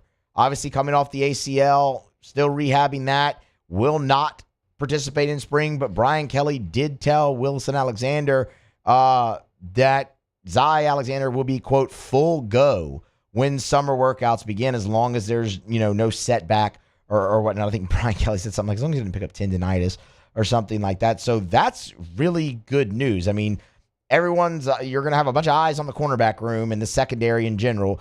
Zy Alexander was probably your most consistent player there in a unit that they weren't very good. But Zy was your most consistent, and was really kind of starting to take strides before he tore up his knee against Army in that ball game. And then that's the only one. Miles Frazier underwent a scope on his knee. Brian Kelly said, quote, he should be ready to go. Josh Williams will be limited, and they'll be careful with him, but he'll be out there. So that's great news for LSU on the injury front as they start spring a week from today. Another mention from Kelly was when he spoke at, was it the Senior Bowl? It might have, I can't remember. I believe it was signing day. It wasn't Senior Bowl. It was signing day. It was on National Signing Day. And he was asked about the numbers at on defensive line, specifically defensive tackle, and if they'd moved some offensive linemen over there, and he said yes. And now we know it's going to be Kimo Makaniole moving over to the defensive side. So that's just not a place you really want to be. but it's great that you have a 6'4", 310-pounder who's willing to do it and is athletic enough to do it. So with Makaneole moving over to the defensive side, that gives LSU now 5 scholarship defensive tackles for spring practice. He joins redshirt senior Jacobian Guillory, Jalen Lee, Sean Washington, and early enrollee Demarion Johnson. Dominic McKinley, of course, will enroll in the summer. So they're not done there. Obviously, when the spring portal window opens, you expect them to make some moves and be in on some guys, and that'll be needed with the numbers being as low and having to move O-linemen over there. But just a couple of other interesting notes there out of that interview. And then lastly was Garrett Nussmeier, because Brian Kelly's not going to be able to have a microphone put in his face this offseason, and we've already seen this happen, and not be asked two things, the defense and Garrett Nussmeier, because you're replacing a Heisman Trophy winning quarterback. And here you go, right here. Quote, if he's consistent, he's really good. It's just eliminating some of those I want to do too much plays or inconsistencies. And Kelly talked a lot about Nussmeier going through progressions. It's the same conversation we've had about Garrett Nussmeier for years now. He's got the big arm. He can make every throw. It comes down to the decisions. And I can remember filling in for Matt on game week for the bowl game. We talked a lot about Garrett Nussmeier because he was going to get that start. And everybody wanted to see what he was going to do. And it was going to be I said it was going to be the first step for Garrett Nussmeier into taking hold of the LSU quarterback job. If Garrett Nussmeier went out there and didn't have the best day in the world, at least for me, I wasn't going to be like, oh, he can't do it, move on, get somebody else. No, it's just, okay, now you really know where you need to work on. Maybe it's something more. But y'all, Garrett Nussmeier played great. Completed 70% of his passes, threw for 395 yards. The decisions were really good. He had the one interception at the end of the second half that wasn't great. And, but it was never the catastrophic mistake. And he was phenomenal in the second half of that game. Talk about making a first step. That was as great of a first step as he could have made. And now we'll get to see more from him. Can he build off of really a bowl game where it was great decision making in crunch time? That was his. Would we all have loved to see LSU go out there and just stonewall Wisconsin in that game? Absolutely. You were a 10-point favorite. But that was actually probably better for them in the long run to get Nussmeier in that type of situation where he had to make quick decisions. He had to make correct decisions in a tight ball game to lead his team back, and he did that. Progressions, do you want to see him make some of those decisions a little quicker? Sure, absolutely. But he showed you there in a tight spot that he could do it, and that's a huge step forward now going into spring, his first spring as the starter a week from today, and I think you feel real good about Nuss being under center or in shotgun as they do things today in football for LSU. And you've got plenty of talent on the outside. You'll have receivers step up. There's no doubt there. So and you got a great offensive line to protect him. He's set up for a lot of success if he can just continue to make and take those next steps. All right, we're going to grab a break. We're going to come back on the other side. Matt McMahon's Tigers face the Georgia Bulldogs. Jordan Hill will be here to preview that with us on the other side. It's Tuesday's AFR. Stick around. AFR. AFR is brought to you by the Watermark Hotel and the Renaissance Hotel, two beautiful hotel properties in Baton Rouge, the Watermark downtown, the Renaissance Southtown right there on Bluebonnet. And when it comes to hosting your event, both the Watermark and the Renaissance are perfect. The Watermark is a gorgeous, elegant spot in downtown Baton Rouge. That wedding reception, that smaller gathering, that meeting space, they can do it. They've kept so much of the history and tradition of that iconic building while modernizing it. The Gregory is a great restaurant inside of the Watermark as well. And then, of course, the Renaissance Hotel, Southtown, right there on Bluebonnet in Baton Rouge. It's more modern. It's a gorgeous, gorgeous hotel property at the Renaissance Hotel where they have meeting space that can accommodate up to 500 people, 7,000 square foot of meeting space, perfectly located right off of Bluebonnet and I-10. It's the Watermark and the Renaissance Hotels in Baton Rouge. I've been doing business with Luba for 25 years. They're dependable, trustworthy. It's just the attention to detail with our clients. Our folks have years and years of experience. They're highly trained professionals. But many companies have that asset. What I'd like to think makes LUBA a bit different is that we use those talents in a way that truly is dedicated to serving the needs of the folks who depend on us. IU Chrysler Dodge Jeep Ram is taking $17,500 off new 23 1500 Bitcoin trucks. We're open for business in our beautiful new showroom and taking $17,500 off new Ram 1500 trucks. All new Bayou vehicles come with a 1 million mile warranty. The crew at Bayou Automotive is going to do right by you. It was a humid day, barefoot children play, looking for that summer shade. Time to slip away. Oh, Louisiana, some kind of hold on me. Like cypress stumps, your roots are planted deep inside of me. Dylan Cruz here to tell you about Six Rings Baseball and Softball Camp. If you live on the North Shore and play ball, go to Six Rings Camps with former LSU assistant coach Dan Canaveri. His knowledge is second to none, and your child will improve and have fun doing it. Camps were held at Coquille Park and Six Rings Academy in Covington with 4 sessions over the summer. Full day and morning only sessions are available from ages 7 to 13. Go to sixringsbaseball.com or call 985-206-9096. Learn the game to love the game. Breck teamed up to reimagine your parks, and you imagined big. With your help, we went to work, creating 12 beautiful community parks across the parish. A family-sized water park, miles and miles of trails, and parks just for your dogs. There are more places to splash, to explore, to run wild, and even soar. You imagined, we delivered. Gold. Breck, your #1 park system in the nation.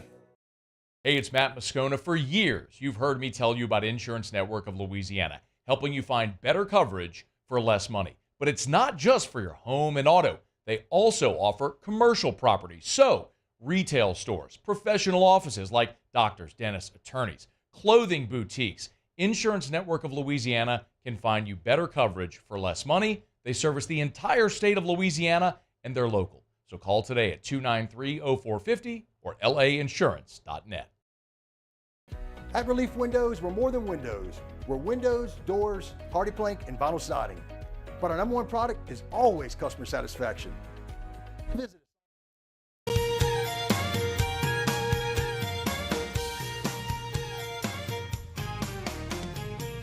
After further review powered by Sunshine, your hometown John Deere dealer in Louisiana.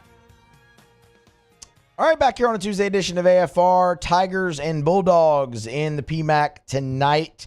LSU welcomes in Georgia. Man, the first one, it was a thriller. Didn't end the way everybody wanted it to for the guys in the purple and gold, but since then, the two teams kind of been going in opposite directions. Jordan Hill covers Georgia for Dogs 247. He's on Twitter at Jordan Davis Hill. Jordan, we appreciate the time. Thank you. How are you?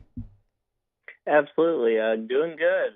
Fun point in the year. We're closing out basketball season here soon, and spring football's right around the corner, so no better time than the calendar. Yeah, I 100% agree with that. We've talked a lot of football on today's show. LSU hits the field a week from today, so plenty of storylines to go around. Let's look at this Georgia team that's going to come into the PMAC tonight. So they beat LSU 68-65 in that thriller in Stegman Coliseum, and since then have lost 7 of 8. What happened? Well, I think the biggest thing is I think this roster sort of came down from, sort of the law of averages. I think they were sort of playing above their ability for a while. And even that LSU game, LSU had the momentum in those final minutes, and it took Russell Chiwa drawing a foul, hitting the basket, and adding a free throw for them to hold on at home. But, I think it's a team that, early in the year with some of the wins they had and even some of the close calls they had against the likes of Tennessee and Alabama, shot the ball really well from 3. And for whatever reason, that's really faded. I don't know if it's just some of the opposing coaches really focusing on taking those looks away. But I think, recently in some of their losses, Arkansas, and especially on Saturday against Auburn, shot really, really poorly from 3 of 14 in that loss to the Tigers. So I think it's a situation, I thought this was a team that, could maybe flirt with 8th, 9th, 10th in the SEC. Started the season really strong with wins against Missouri and Arkansas.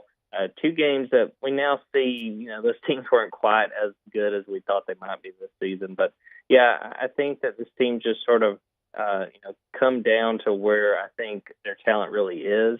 And, it's a part of the reason why they're fighting to stay out of the basement in the SEC to end this season. You mentioned Russell Chewa there. Obviously, had the double-double, had the tip-in that ultimately was the deciding factor in that ball game. Can he replicate that success again against LSU tonight?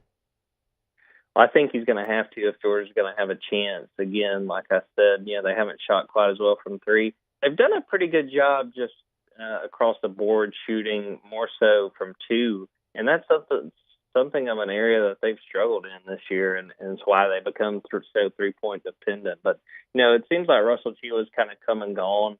At times, he was big, like we said, in that LSU win. He was big way back in the SEC opener against Missouri. He's a guy that I think they're going to have to count on. This is a team that has done a pretty good job when it comes to playing on the road. They got 3 SEC road wins this year. That is tied. If they get one more, it'll be the most since 2016, 2017 for Georgia. But I think G was going to have a big game, especially with the way LSU's played lately. I know they're coming off a disappointing game on Saturday, but it seems like LSU's trending upward, and that's definitely not the case for the Bulldogs. Road success was actually the next thing I was going to ask you about. 4 total wins, 3 of them in the SEC. They've had a 3-game road winning streak so far this year. Has there been anything noticeably different about this team on the road as opposed to at home at Stegman? I think the biggest thing, and it's really not a difference between playing at home or on the road, but they're just a team that, and it's kind of cliche, but they just don't quit. I mean, the games they've won, they do a good job when that home team gets a little bit of momentum. They don't let up, and it's honestly been more evident in some of the games they've lost. They were down probably about 28 to Kentucky, and Rupp wound up making it a 9-point game by the end of it because they really didn't let up, even though the game looked like it was out of hand. Probably more so in Gainesville. They were down 21, forced overtime, probably should have had a shot to end regulation, and they had a turnover, and it kind of forced it to overtime. Didn't win that game, but I think that's the biggest attribute with this team is you just don't see them quit. The loss to Auburn at home on Saturday, 21-point loss, by far their biggest of the season. I think before that it was 10, also at home against South Carolina. So they prided themselves early in the season calling themselves the road dogs. And I think it's just the fact that they don't really seem to get rattled. And even, again, going back to non-con play, they were down 16 against Florida State, wound up coming back and winning that one. So they don't seem to blink when things look like they're in a really rough situation. And it definitely helps when you can do that on the road because we know how tough it can be to win some of these hostile environments. Talking with Jordan Hill, previewing LSU and Georgia tonight from the PMAC. He's on Twitter at Jordan Davis Hill, Dogs247, covering Georgia. I've noticed, kind of looking through some stuff for the game tonight. It's been a little bit of a struggle defensively for Georgia. LSU's obviously got some injuries that they're dealing with some pretty big scores, and Jalen Cook and Tyrell Ward, obviously. Is this, I should say, does this feel like a spot where Georgia can maybe get right a little bit on the defensive end of the floor? Well, they certainly need to, because a big trend in some of these recent games has been their inability just to force misses. I mean, a lot of these games, they've allowed opponents to score, hit more than 50% of their shots, and you're not going to win, if we're playing on the playground, letting your opponent hit that many shots. And it was really drastic in that game against Auburn on Saturday. Auburn wound up shooting 62% from the field, by far the best shooting percentage Georgia has allowed this year. And I think that's a point of frustration for Mike White. He's a guy that, even going back to last year when he was hired, really emphasized this was going to be a defensive first team, which was a pretty far cry from how they played with Tom Crean. But you continue to see issues where they just cannot get stops. They have breakdowns on defense. And there's a little bit of frustration setting in with some of the players. But I think we're going to keep grinding and definitely need to get things back on track if they're going to end the regular season on the high. What would you say right now on the streak that they're on, 7 out of 8 games, the defensive kind of woes a little bit. What would you say right now with 3 left to play is the strength of this Georgia team? I think the biggest thing is just that they have a good mix where they don't have to rely on just one guy to be the scorer. There are different guys who step up every night. I think recently it's sort of been Noah Thomason. He's a Niagara transfer that has really done a good job, and I think has, for the most part, settled in, jumping up to the SEC. I mean, early in non-conference play and a little bit into conference play, Jabri Abdur-Rahim was sort of the go-to guy. Russell Chiwa's had a few of those games, as we mentioned before. But sort of at the same time, you kind of have an issue in that area because it doesn't seem like Georgia has a guy where in those final minutes we say, all right, we're going to get the ball to that guy. It just seems like sometimes, especially when the game is tight, they sort of tighten up on offense. They kind of force things, have really bad turnovers. So on one hand, it's a good thing because if someone comes out there and isn't shooting really well, no problem. We got other guys we can rely on. The problem is when things get tight, it seems like no one can really decide, all right, we're going to just give the ball to this guy and let him work. Hasn't happened, and I think you could say that's part of the problem with some of the close calls they had against teams like Tennessee and Alabama. Kind of tightened up, didn't know who they could lean on, and wound up losing those games. All right, Jordan, we'll get you out of here on this one. Your time very much appreciated. You know, kind of throughout this whole segment, this whole conversation, these teams, they kind of have a lot of parallels to them, right down to second-year head coaches. And we've kind of also mentioned they feel like they're going in kind of opposite directions. What's kind of the vibe? Both coaches trying to rebuild a program. What's kind of the vibe so far around Mike White here through year 2, now kind of on this skid to end the season? I think you look at this season, I think it's fair to say that it's been pretty disappointing in year 2, especially early in the year. Mike White talked about that he and this team and talked about the NCAA tournament. He made it clear that that's not something he typically talks about with a team, but that he felt confident in what they had brought in, especially some of the veteran transfers, and it really hasn't panned out. So I think that there is some disappointment. I think there is hope for the future with Georgia. They got a 5-star forward, Asa Newell, who's coming in next season. But when you set goals like Mike White has done and don't hit them, you know, there will be some disappointment. There will be a little more attention to what's to come. So I would say it would behoove Mike and this team to try to win some of these games, which I think are very winnable at LSU, at home against A&M, at home against Ole Miss. But I'd say it's definitely fair to say this has been a disappointing close, but it's in their hands to try to end this thing on a high note. And maybe if they win the right games, sneak into the NIT. It's crazy, the parallels to this. I mean, they're both kind of looking for that same thing. If they can win the right games, get into just get a taste of postseason play. Tigers and Bulldogs tonight at the PMAC. Jordan Hill, Dogs247 on Twitter, at Jordan Davis Hill. If you want to go ahead and give him a follow, does great work. We appreciate the time as always, man. Thank you. All right, appreciate it. Absolutely. All right, Tigers and Dogs, man. Tonight, it's big. It's funny. The parallels between these two teams, just looking at it today, is crazy. And since it's also funny that it's that game, LSU, Georgia, and Stegman, with the tip in at the end, the missed 3 at the buzzer, is kind of the demarcation to where Georgia fell off a little bit and LSU started trending up. I mean, they're two teams fighting kind of for the same thing right now, a spot in the NIT, but not having to play the first day on the SEC tournament. But two teams that are also going in very different directions. It's both of them looking at this as a gettable game. Like you heard him say it there. This is a winnable game for Georgia. I would sit here, and I'm sure everyone else would tell you this is absolutely a winnable game for LSU. You got a team coming in who's lost 7 of 8, and you're starting to play some of your best basketball. It's just, man, the injuries that LSU's having to fight through, especially with Tyrell Ward and Jalen Cook. They're going to have to be able to get some offense going. And we asked Jordan there if this was a spot that maybe Georgia's defense could right the ship a little bit, get right a little bit against a banged-up LSU's team. This is the same vein where LSU, without 2 of your best scorers, you need to take advantage of a weaker defensive team. And that's what Georgia has been, especially through this stretch where they've lost 7 of 9 games. So they'll get it started over there at PMAC tonight, 6 p.m., LSU and Georgia. You can, of course, see it on the SEC network. You can hear it on our sister station, Eagle 98.1. John Brady, Chris Blair, they will be on the call courtside there at the Maravich Center. LSU, a 5.5-point home choice in the ball game. Matt will be back tomorrow. He'll have a recap of that one for you. Hopefully LSU, man, hopefully they get that done, get the 7 SEC wins, 15 overall, and get closer and closer to hopefully punching their ticket to the NIT. All right.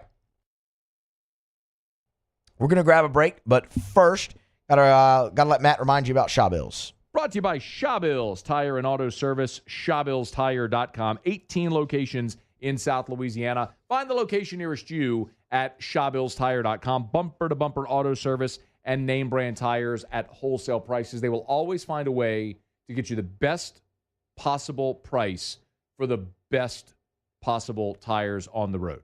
That's what they do at Shaw Bills. And when they get you in by selling you the best tires, the cheapest price possible, they're going to treat you like family, and they're going to treat you so good you're going to keep coming back year after year after year every time you need anything for your vehicle. Tires rotated, oil changed, check engine light on, brakes squeaking, whatever's wrong with your vehicle, bring it to Shaw Bills. Let them give it the once-over, and you can always schedule online, so it's convenient. ShawBillsTire.com. Find the location nearest you at ShawBillsTire.com. Shop tires online at ShawBillsTire.com.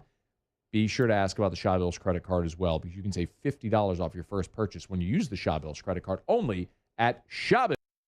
All right, we're rolling right along here on a Tuesday edition of AFR, of course, brought to you by Sunshine, your hometown John Deere dealer in Louisiana. One more segment to go here in hour number 2.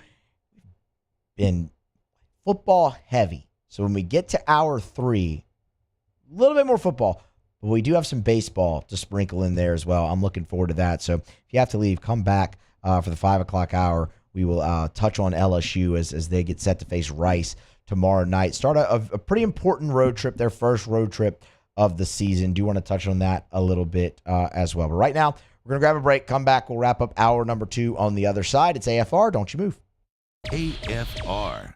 Love telling you about Glow Resources. Complete employer solutions. That's Glow Resources. That's Jareth Knockan and all my friends over at Glow. I remind you all the time about Glow Resources. It's GLO, glowresources.com. If you're a business owner, remember, that's who Glow works for. They work for you, the business owner. And it's not just in Baton Rouge. It's Baton Rouge, Houston, Miami, New Orleans, Orlando, Ridgeland. They got resources, and they've got companies and locations all over. And they can place employees anywhere for your job in any industry. Maybe it's mechanical or heavy machinery. Even if you need professional employee solutions, if you need management solutions, they've got you covered there as well. It's Glow Resources. Listen, hiring has been tough for so many businesses since COVID. Stop guessing. Let professionals at Glow help with complete employer solutions. It's Glow Resources. Again, learn more online at glowresources.com. Elevate brand visibility, ignite customer engagement with the power of radio and digital advertising combined. Guarantee Digital Media brings the two together as a trusted media partner in Louisiana for nearly a century. Claim your free digital audit at guaranteemedia.com. There it is, the extra mile, on the border of expected and extraordinary for those willing to go further, like vans customized for work or play, with safety and tech to keep you connected, supported by a 5-star sales, service, and finance team, and backed by the 1-star you know. So go the extra mile. It's never crowded, because so few have what it takes to go there. Mercedes-Benz Vans.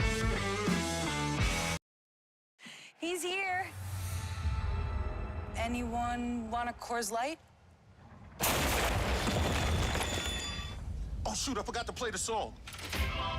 I got a guy who can fix this.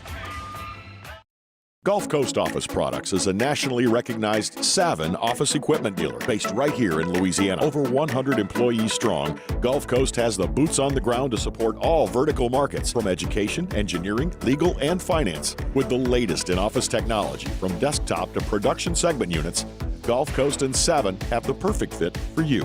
Call 225-756-2644. That's 756-2644 for Gulf Coast office products. I've been doing business with Luba for 25 years. They're dependable, trustworthy. It's just the attention to detail with our clients. Our folks have years and years of experience. They're highly trained professionals. But many companies have that asset. What I'd like to think makes Luba a bit different is that we use those talents in a way that truly is dedicated to serving the needs of the folks who depend on us. Yo, Jake here from my friends over at Community Steel Company located in Gonzales, Louisiana. The local place you can turn to for all of your metal building needs. Notice I said local, not Houston, not Dallas, not Atlanta, but right here in Gonzales. Visit them at their brand new state-of-the-art website at communitysteelco.com or pick up the phone and give them a call today to answer all of your questions on your metal buildings, roofing and sheet metal, and any other steel needs you or your business need at 225-647-2020. Dylan Cruz here to tell you about Six Rings Baseball and Softball Camp. If you live on the North Shore and play ball, go to Six Rings Camps with former LSU assistant coach Dan Canaveri. His knowledge is second to none, and your child will improve and have fun doing it. Camps were held at Coquille Park and Six Rings Academy in Covington with 4 sessions over the summer. Full day and morning only sessions are available from ages 7 to 13. Go to Six Rings.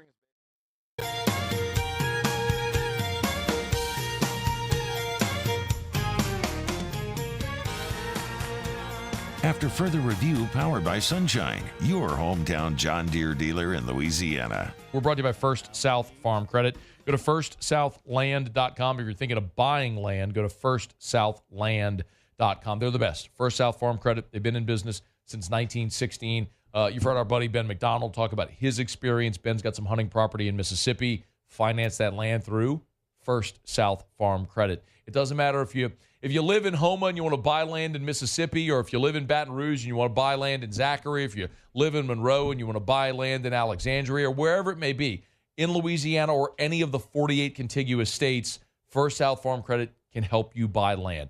That recreational property, maybe your hunting property, if it's the property to build your dream home, or if it's 1,000 acres for agriculture, First South Farm Credit should be your first call. Go to the website at firstsouthland.com. That's firstsouthland.com. One more time, firstsouthland.com.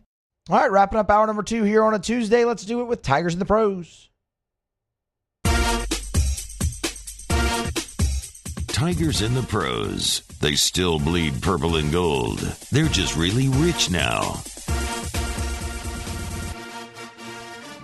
We'll start on the diamond. Big day for Dylan Cruz with the Washington Nationals. 1 for 2 in the ball game. It was a 2 RBI double to really get the National scoring underway there.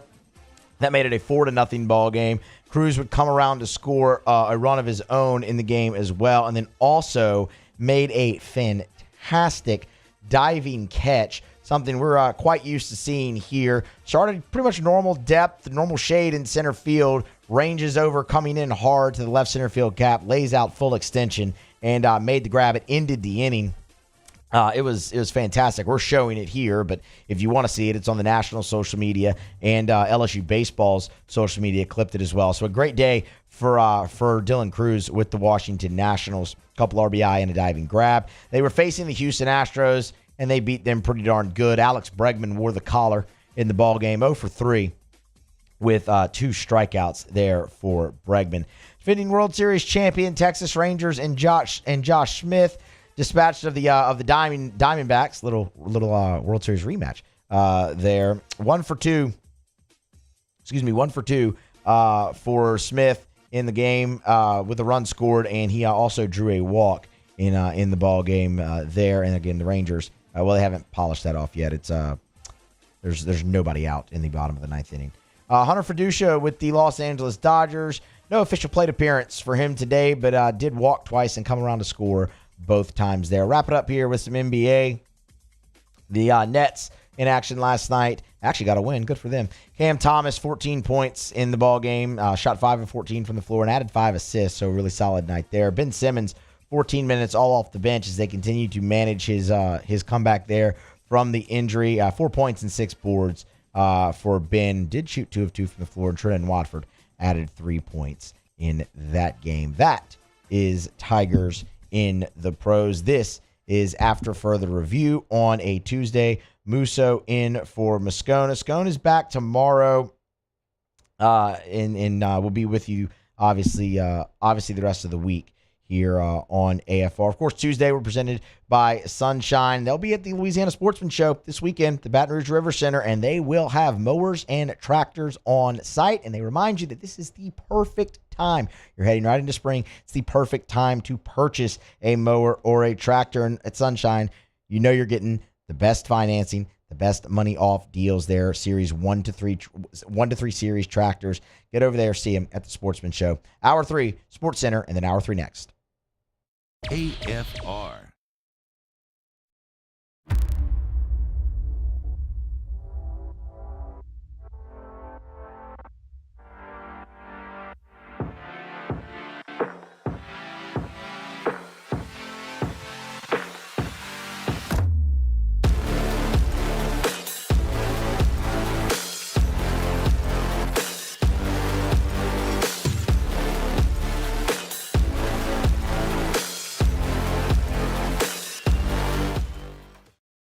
Breck teamed up to reimagine your parks, and you imagined big.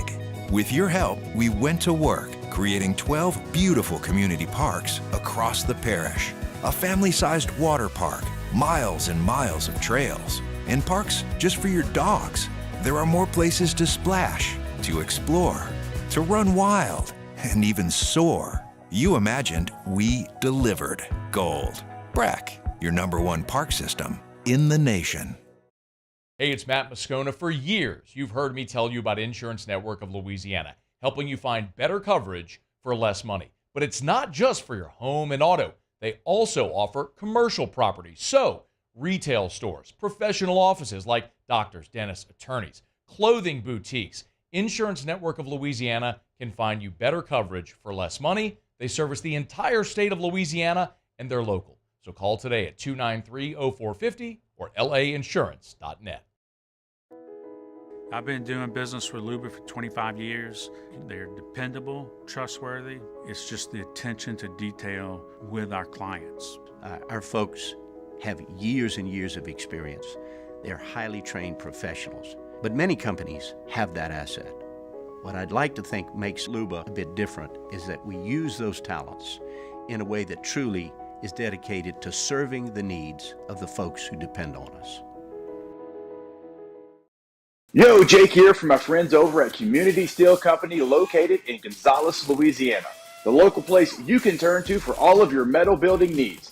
Notice I said local, not Houston, not Dallas, not Atlanta, but right here in Gonzales. Visit them at their brand new state-of-the-art website at communitysteelco.com or pick up the phone and give them a call today to answer all of your questions on your metal buildings, roofing and sheet metal, and any other steel needs you or your business need at 225-647-2020. Dylan Cruz here to tell you about Six Rings Baseball and Softball Camp. If you live on the North Shore and play ball, go to Six Rings Camps with former LSU assistant coach Dan Canaveri. His knowledge is second to none, and your child will improve and have fun doing it. Camps were held at Coquille Park and Six Rings Academy in Covington with 4 sessions over the summer. Full day and morning only sessions are available from ages 7 to 13. Go to sixringsbaseball.com or call 985-206-9096. Learn the game to love the game.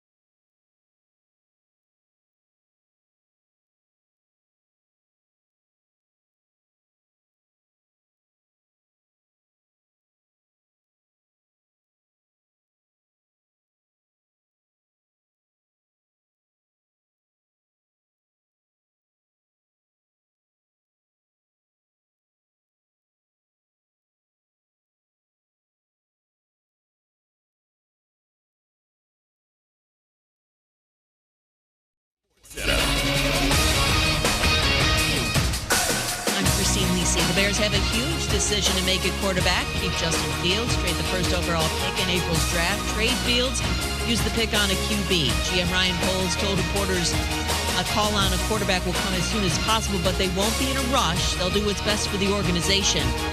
That would be draft a quarterback. And North Carolina's Drake May, to be specific, advises ESPN NFL analyst Tim Hasselbeck. I think that he's as good of a prospect that I've seen in over a decade. I just think when you look at the size athleticism combination, the production at the college level, and then also, the traits that he already possesses, and then what that could translate into at the next level. I think there's so many boxes that he checks with that. ESPN's Jeremy Fowler reports the Chiefs sold cornerback L'Jarius Sneed. They're prepared to use the non-exclusive franchise tag on him and are open to a trade if the sides can't work out a long-term deal. He's agreeable to the scenario. Broncos coach Sean Payton said a decision on QB Russell Wilson's future with the team will come within the next 2 weeks. ESPN Radio is presented by Progressive Insurance. At Progressive, they're making things even easier. They'll help you bundle your home and car insurance together so you can save on both. Learn more at progressive.com or 1-800-PROGRESSIVE. Matt Moscona. I'm very important. After further review. Say it one more time. After further review with Matt Moscona. And here we go. Live from the Mercedes-Benz of Baton Rouge Studios. Let's ride.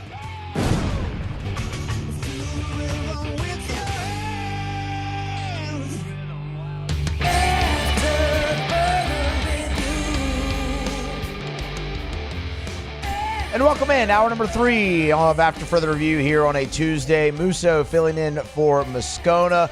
Grant Lanero, Paul O'Neill along for the ride as well. And glad you're here. One more hour to go here on a Tuesday. Already covered a lot. We got a little bit more to cover. Do have some thoughts, some baseball thoughts here coming up in the next segment as LSU is off on their first road trip now. They'll play Rice tomorrow night at 7 p.m. in their first true road game of the season. And then, of course, they'll head to the Astros College Classic in Minute Maid Park, where they'll play Texas, ULL, and Texas State. So just have some kind of overview thoughts on the week ahead type thing, not necessarily like a any type of game preview. You want that, Musso at the Box. That's coming up later tonight and tomorrow on Musso at the Box. Get subscribed to the YouTube channel. It's greatly appreciated. And anywhere you get your podcasts as well, subscribe up to Musso at the Box.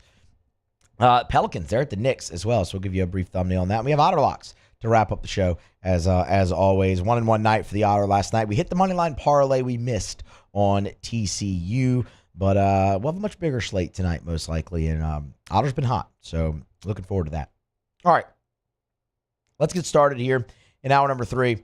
Admittedly, a lot of the focus right now, spring football's starting up, but so much of the focus from like a scouting standpoint is really on the 2024 NFL draft. The combine's going on this week. You'll have pro days to follow that, and then before you know it, it'll be April, and the draft will be here.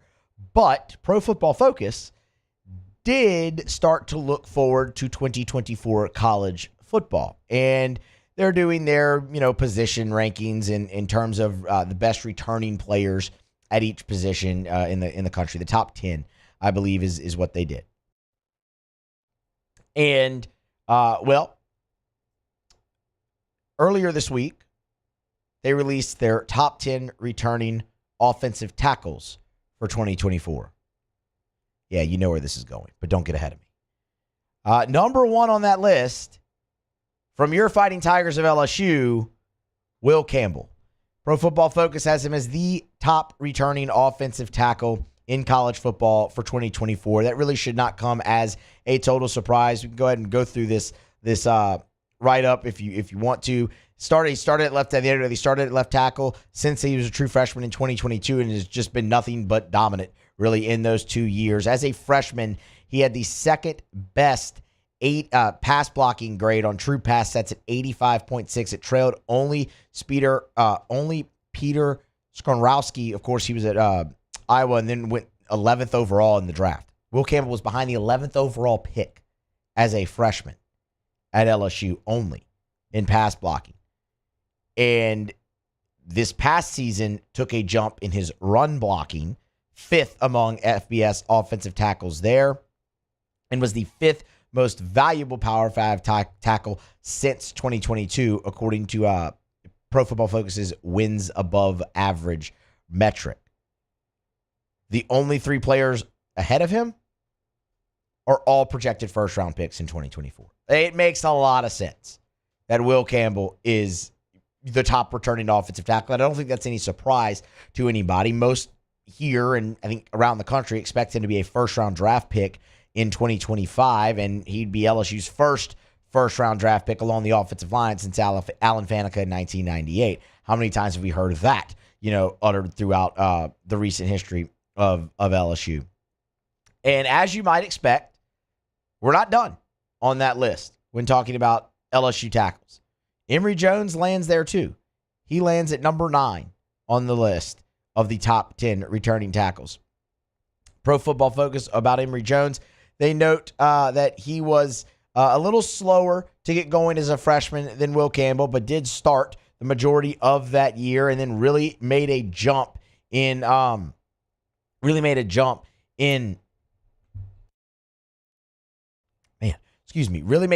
his sophomore season, improving both his overall grade and his pass blocking grade by more than 16 points, I should say, and finishes as the 6th highest graded tackle in the Southeastern Conference as a sophomore, and now he is back for a junior year. So when you look at this list and you see, and look, it's just one metric, but Pro Football Focus is pretty well respected. They have LSU returning the number 1 overall tackle in college football and the number 9 overall tackle in college football.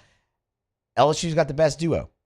And I think when you look at what Brian Kelly has done at LSU so far through 2 years, and obviously, look, the 20 wins, that's impressive. You're looking to take the next step.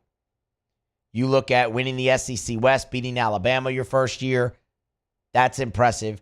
You're looking to take the next step. Heisman Trophy winner at quarterback, that's impressive.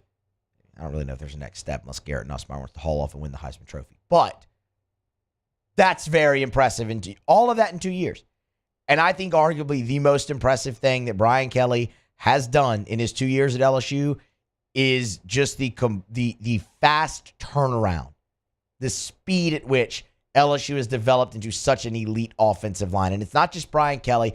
Obviously, Brad Davis deserves a heck of a lot of credit for that as well. But it was one of the hallmarks of Brian Kelly coached teams throughout his career is dominant offensive line. And you've paired him with Brad Davis, and it has turned into this overhaul along the offensive line. And Will Campbell and Emory Jones have obviously been huge parts of that. But Garrett Dellinger, you have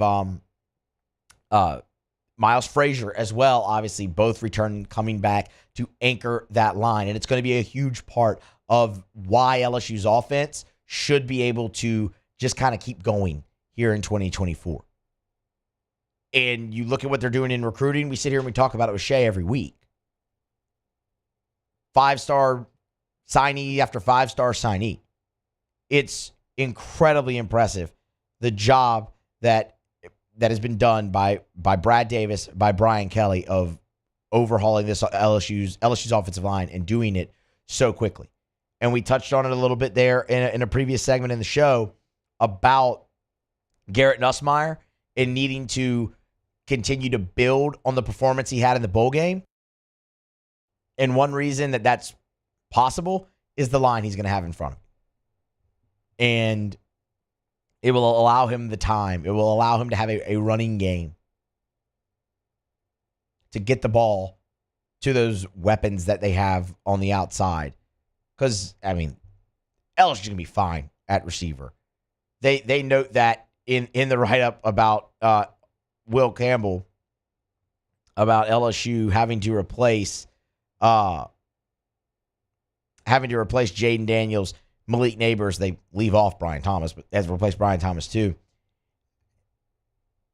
Okay. I mean, you've got plenty. The cupboard is not bare. Kyron Lacey. You got freshmen that we didn't even really get to, sophomores that we didn't even get to really see freshman year. Shelton Sampson. You bring in Xavion Thomas. You bring in CJ Daniels. I mean, you still have Aaron Anderson. You're loaded at wide receiver. And Will Campbell, Emory Jones, and company are going to stonewall SEC fronts all year long and let Garrett Nussmeier have time to sit back there and hopefully pick apart opposing secondaries en route to a lot of LSU's victories, a lot of LSU victories, I should say, this season. So there you go.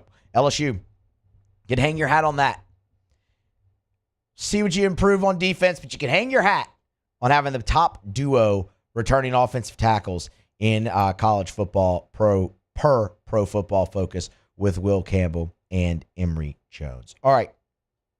We have to grab a break here underway in the third hour of the show. When we come back, switch gears a little bit to LSU baseball as the Tigers are on their way. Well, not on their way. They're in Houston right now, getting set for a matchup with Rice in the midweek and then 3 games in the Astros College Classic at Minute Maid Park. Give you an overview of the week when we return here on AFR.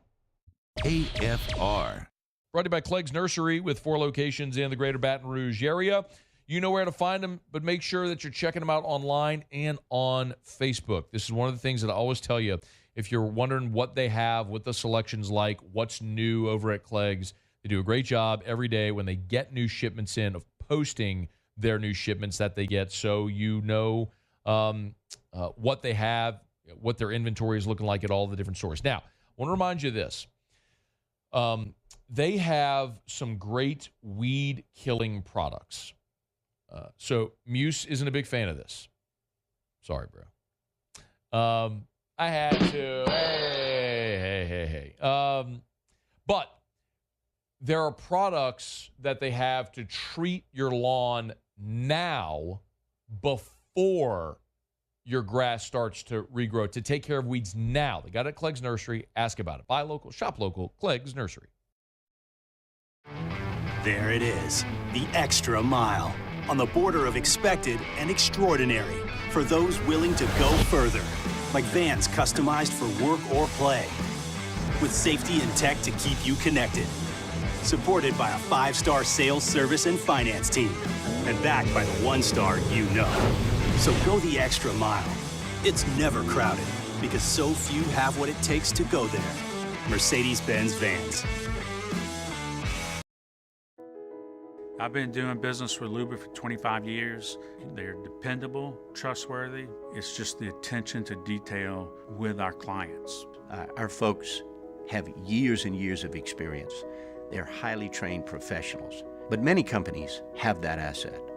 What I'd like to think makes Luba a bit different is that we use those talents in a way that truly is dedicated to serving the needs of the folks who depend on us.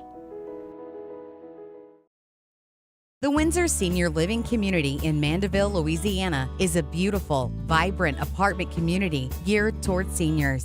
They are nestled right in the heart of Mandeville, where seniors live a more carefree lifestyle in spacious apartments with the peace of mind that comes from having a little extra help. Call the Windsor at 985-624-8040 to schedule a lunch and tour. Come see how the Windsor can be your passport to peace of mind. Breck teamed up to reimagine your parks, and you imagined big. With your help, we went to work, creating 12 beautiful community parks across the parish. A family-sized water park, miles and miles of trails, and parks just for your dogs. There are more places to splash, to explore, to run wild, and even soar. You imagined, we delivered. Gold. Breck, your #1 park system in the nation. Hey, it's Matt Moscona. For years, you've heard me tell you about Insurance Network of Louisiana, helping you find better coverage for less money. But it's not just for your home and auto. They also offer commercial property. So, retail stores, professional offices like doctors, dentists, attorneys, clothing boutiques. Insurance Network of Louisiana can find you better coverage for less money. They service the entire state of Louisiana, and they're local. So call today at 293-0450 or lainsurance.net.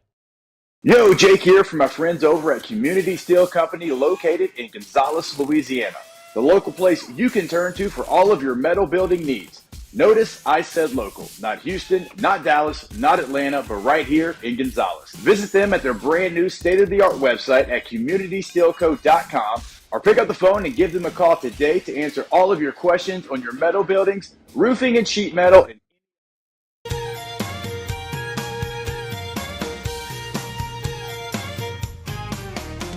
After further review, powered by Sunshine, your hometown John Deere dealer in Louisiana. Remind you about Michelli Weighing and Measurement, Michelli.com with 30 offices across 11 different states. If you weigh or measure something, Michelli sells, services, rents the products used to weigh and measure. No matter where you are, you can ship your precision measurement devices to Michelli, and they'll calibrate them for you, send them back, or they'll just come to your office, pick them up, and bring them back. They can also do on-site calibration. If you have equipment that can't leave or you don't want it to leave, they can come do on-site calibrations as well with their mobile calibration labs. It's Michelli Weighing and Measurement, online at Michelli.com. Louisiana-born, Louisiana-owned and operated for 76 years. They've continued to grow, expand their footprint while maintaining that local ownership, local feel, handshake deals, face-to-face sales. It's Michelli Weighing and Measurement. They're also hiring. Check out the careers tab at Michelli.com. Again, online at Michelli.com, Michelli.com. All righty, so let's talk a little LSU baseball here as we wind down towards the end of a Tuesday AFR. LSU, pretty much the only team in the Southeastern Conference that wasn't in action today. They will be in action tomorrow. They will face Rice over in Houston. This is something that LSU did last year under Jay Johnson. It's something they're going to do just about every year under Jay Johnson. They'll go play in one of these tournaments, and before that, they'll leave an extended period of time before they'll play a road midweek game. You'll remember last year when they were in the Round Rock Classic, they played Texas in the midweek. That was that great game, scoreless until the ninth, and Gavin Dugas hits the 3-run homer. LSU won it 3-0, and then they just stayed there. Round Rock's just north of Austin, stayed there, played in that Classic, and then came home. Well, they're doing that again this year, and they'll do it again next year in Frisco. They'll play in Frisco, and I believe they're playing DBU in the midweek before that. But this year, it's Rice. So 4 games coming up here. Rice on Wednesday night, and then Texas on Friday night in the Astros College Classic, ULL on Saturday night, and then they'll wrap it up with Texas State for a 3 p.m. first pitch on Sunday. Jay Johnson was asked post-game this past weekend about this trip and the value that it will provide to this team, taking them on not just a road trip, but an extended road trip this early in the season. Just being together in a hotel is good. I like getting away from here for 1 weekend before conference, and I like doing it for an extended period, and we'll be gone for 6 days. I think that can do a lot for bonding the team. I think getting some of the outside noise distractions are far fewer on the road, and I say that with the greatest respect for our fans because they're going to travel, and then that'll be awesome. Like, they all tell me they want to play in those stadiums. They all tell me they want to play in front of sold-out crowds, which we're going to have on Friday and Saturday, and we'll see. Like, is it awesome? I mean, or can you control yourself and play to your potential? I don't know that we're there yet, but I think we're going to learn a lot about our team and their mental disposition and their poise. Regardless of how the result goes, that's going to do nothing but help us. It's going to be a really interesting week, and I love that answer from Jay all the way through, from the very beginning where it's like, man, I like getting them away. It helps bond the team. Distractions are smaller. Yeah, the fans travel, but it's not the same thing where you're playing, the home game. It gets you out of your comfort zone a little bit. There's going to be big crowds. He mentioned this weekend when they face Texas and ULL Friday and Saturday, those big crowds at night. Yeah, there's going to probably be a pretty big crowd at Reckling Park on Wednesday against Rice. I mean, this is going to be a very big home game for them, the defending national champions coming in, a top 3 team in the country. Rice is a very proud program that's had plenty of success throughout their history. That should be a really awesome matchup as well to see. I want to talk a little bit about that in a little bit, but love that aspect of it. And then it's, all right, well, you always say you want to do this. We're going to find out exactly where you are. Like, it's real easy to sit and watch LSU right now, see them at 7-1, nitpick certain things about the team and be like, they need to start doing that a little bit better. That could hamper them. Well, it's time to start doing that a little bit better. And in essence, not in the sense that this is something that's going to ruin your season, but it's like he said, is it awesome? You think you want to do this. You think it's great. Is it? Are you ready? And it was very interesting to hear him say, I don't think we're there right now. But we'll get an answer. And he's right. And look, LSU throughout, since they've really been doing this, and we don't have to go back to the Winn-Dixie shootout days, but they went to the College Classic in Houston for the first time in 2015. They beat Houston, Baylor, and Nebraska. They won all 3 games. That team was really good. LSU sent some really good teams to these tournaments since then. They have never won all 3 games again. You find out a lot about your team. 2017, you ran into TCU and Texas Tech. You lost 2 of 3. Jay's first year, same thing. You beat Texas. Or I'm sorry, you lost to Texas and to Baylor. You won your middle game there. Lose 2 out of 3. As I recall, the 2017 team that Manero took there, they were pretty good too. You always find out about yourself. Last year, you're feeling great. The big win against Texas in the midweek. You beat Kansas State. Then you run into Brody Brecht and that lefty out of the Iowa bullpen whose name I don't remember. You always are going to find out something about your team in this. And I love that. Like, what he said there too is right. The result doesn't matter. It's going to make you better. And that's a great thing. Like, I fully expect LSU to drop a game this weekend. Just because this week, everything's going to be different. But it's going to be a great test. Take Wednesday, for an example. Cade Anderson's going to get the start. I could not be happier about that. They're so high on that young freshman. And to go send him into an environment on the road in his second start ever in college where it's going to be it's going to be a packed house at Reckling Park. That's going to be a big test for him. Can you keep your emotions in check? That's been something. Can you stick to the plan? How many times did you hear that this past weekend? Well, these are going to be emotional atmospheres. Can you stick to the plan?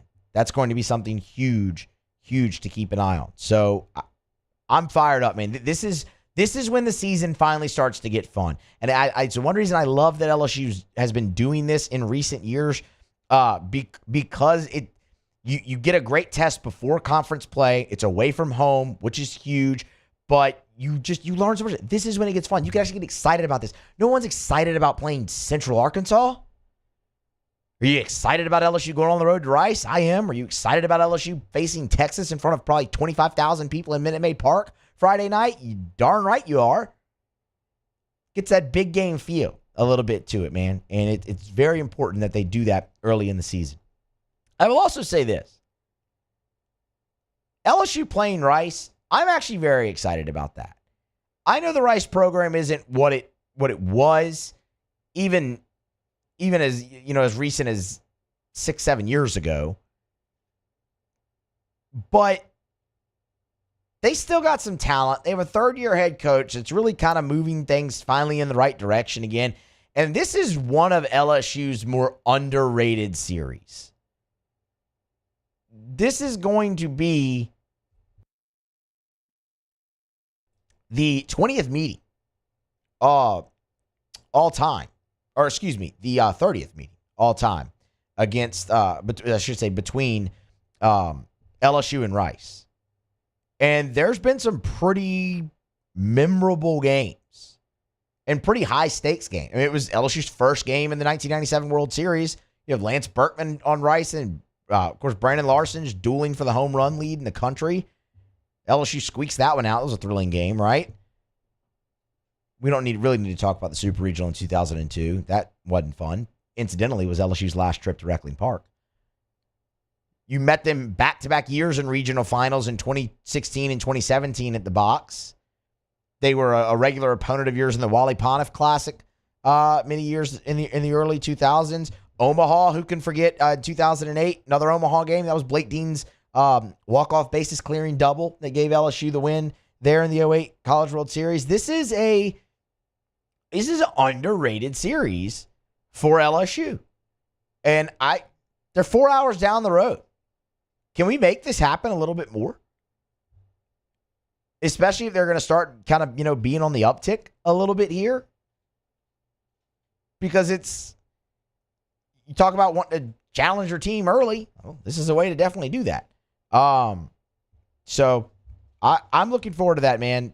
Rice, they haven't hit the ball great so far this year. They're 3-4. They got swept by Notre Dame to open their season, but then took 2 out of 3 from ULL after a midweek win over Sam Houston.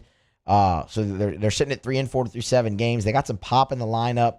Although they're only hitting 215 as a club, they're averaging a home run per game, so they can leave the yard. They've pitched it really well. So this is going to be a good test. It's going to be a really good test for LSU, especially at the plate, where you had the great game to finish off the weekend, but you struggled a little bit in those middle games offensively. Well, Rice has been a pretty good pitching staff throughout the year. Now, you're not going to see the top of the line guys that they have, and they got a few, but they've got a transfer from Florida State at the back end of their bullpen that's got mid-90s stuff. They got a bunch of guys in the low 90s. Like, there's good velocity. You're going to see good arms on Wednesday when LSU faces Rice. So it'll be a great test for the offense again early in the season, and then after that, they'll hang out in Houston, play the College Classic, and after that, they have another road game. They'll go to Southeastern. So you're looking at 5 straight road games for LSU here. This is going to be a pretty important stretch where you're going to learn a lot about the team, and I'm excited to see it. Also, play Rice more. All right, let's grab a break. We will come back on the other side. Just a couple things left to do. Get you a quick thumbnail on the Pelicans. They are up in the Big Apple tonight, playing Madison Square Garden, facing the Knicks. This is a pretty good game, man. 2 playoff teams, one in the Western Conference, one in the Eastern Conference. The East largely thought to be a more deep league than the West, obviously. So the Pels, a pretty good test for them heading up there to MSG. To face the Knicks, and we'll get you a brief thumbnail preview on that. Otter Locks still to come as well. Musso sitting in for Moscona here on a Tuesday edition of AFR. Stay with us. AFR. Get Gordon and get it done. Gordon McKernan Injury Attorneys. If you've been injured and it's not your fault, do what injured people in Louisiana have done for more than 30 years. Call Gordon McKernan Injury Attorneys. 888-8888. It's all 8s. 888-8888. I don't even need to give you the area code because no matter where you are in the state, it doesn't matter. Just dial 888-8888 for Gordon McKernan Injury Attorneys. Gordon does an awesome job, man. He's a great person. They've been so invested in our communities with all the charitable and service work that they do. They give back into the communities that they represent, no matter what time of year. If it's the bike giveaway for kids around Christmas time, if it's the laptop giveaway around back to school time, if it's the charitable work they do during October for Breast Cancer Awareness Month, they're always involved in the community. We tell you all the time, of course, about the G team and what Gordon's done with NIL and the opportunities that he's afforded student athletes. Just a great, great community partner. If you've been injured, you need representation, go to getgordon.com. That's getgordon.com. Get Gordon and get it done. Happy New Year from your friends at Front to Back Boat Service. And what better way to kick off your new year than by taking your boat to the next level? Get the boat of your dreams, and that's where Front to Back comes into play. You want that spot lock trolling motor that's going to keep you right there on the water where you need to be. How about some forward-facing sonar that actually shows you the fish before you even cast? Custom stereo jobs, all of it. Sherman family's been doing it for 38 years. Go to fronttobackboatservice.com. The importance of doing this fortified program and offering it to people down here is, number one, the only real chance you're going to get to do this is when you put on a new roof or build new. And through companies like HUDCO, who's kind of leading the way in this thing, it's going to offer the customers a huge advantage in the insurance market and the price of their insurance. You know, we're not looking to make a fortune off fortifying. We're trying to give you a better product than our competitor at the moment. I'm trying to do something that he can. I'm trying to give you something better. So a lot of these insurance jobs, you're getting a re-roof, you're only paying your deductible. Let's sit down and talk about the fortified and let's see what it does to your insurance premium. You're getting a steal. Yeah. You're getting a brand new roof and a fortified certificate for your deductible, essentially. I think we're rocking and rolling.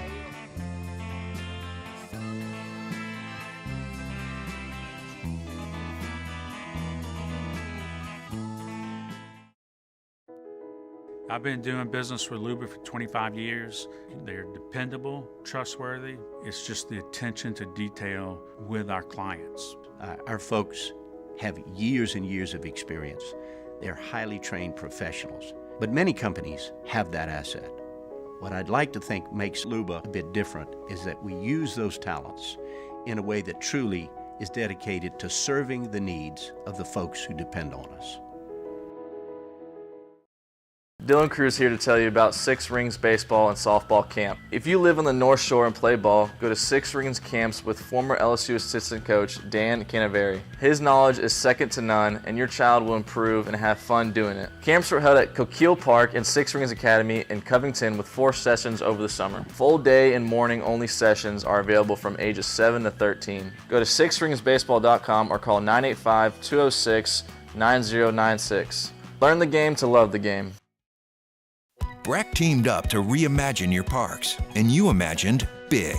With your help, we went to work, creating 12 beautiful community parks across the parish. A family-sized water park, miles and miles of trails, and parks just for your dogs. There are more places to splash, to explore, to run wild, and even soar. You imagined, we delivered. Gold.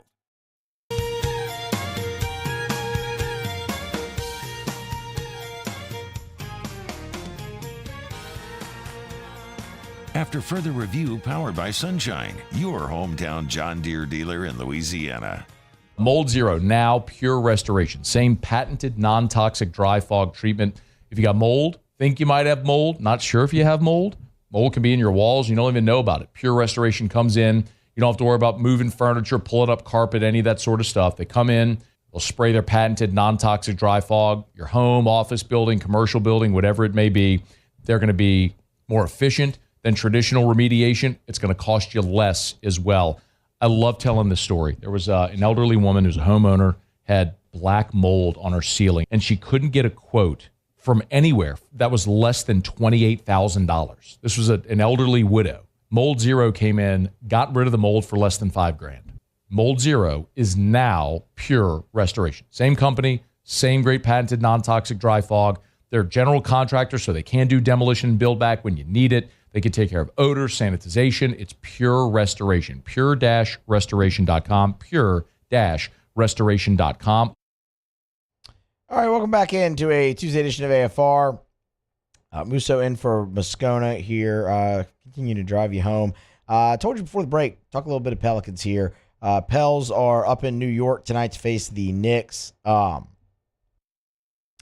As they look to end a little 2-game losing streak that they have going. Pels need this one tonight, and it's against the team, at least record-wise, and we'll get into some of the struggles that the Knicks have had recently, but at least record-wise, man, 11 games above 500, fourth right now in the East, so well within the playoffs there. This is a spot that you want to see New Orleans kind of snap. Since they've come back from the All-Star break, they beat the Rockets, who, the Rockets aren't great. And you got that game at home, and you had won convincingly in that one, and then you welcomed in the Heat, lost that one. Welcomed in the Bulls, lost that one. Disappointing to open in a sense there, especially the Bulls loss. But the Heat, okay, understand a little bit, but disappointing to come back from the All-Star break, have 3 straight home games, and kind of go 1-2 in that stretch. So look, man, they're up in New York tonight. Need to get one. Pels are a 2.5-point favorite in this game, which kind of speaks to what I alluded to a little bit there, some of the struggles that the Knicks have had. Said the Pels are trying to stop a 2-game losing streak. The Knicks have lost their last 3 at home. So that's Pelicans have been a pretty good road team this year, and so that's not going to be an easy task for New York, but they've struggled so far on their home floor. See if New Orleans can absolutely take advantage of that. This is the second time the two teams have met this season. New Orleans did take the first meeting 96-87. That was way back in October, though, man. So a lot of things have changed. Brandon Ingram was awesome that night for New Orleans, though, with 26. So mentioned the 3-game losing streak at home for New York, but just in general in their last 10, 3-7. You compare that to the Pelicans 7-3. Kind of like what we talked about a little bit with Georgia and LSU earlier in the show. Just two teams kind of, both of them right now playoff teams, but kind of heading in different directions at the current moment.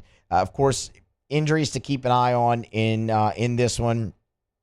The Knicks will not have Jalen Brunson or Isaiah Hartenstein tonight. That is massively significant, especially Brunson.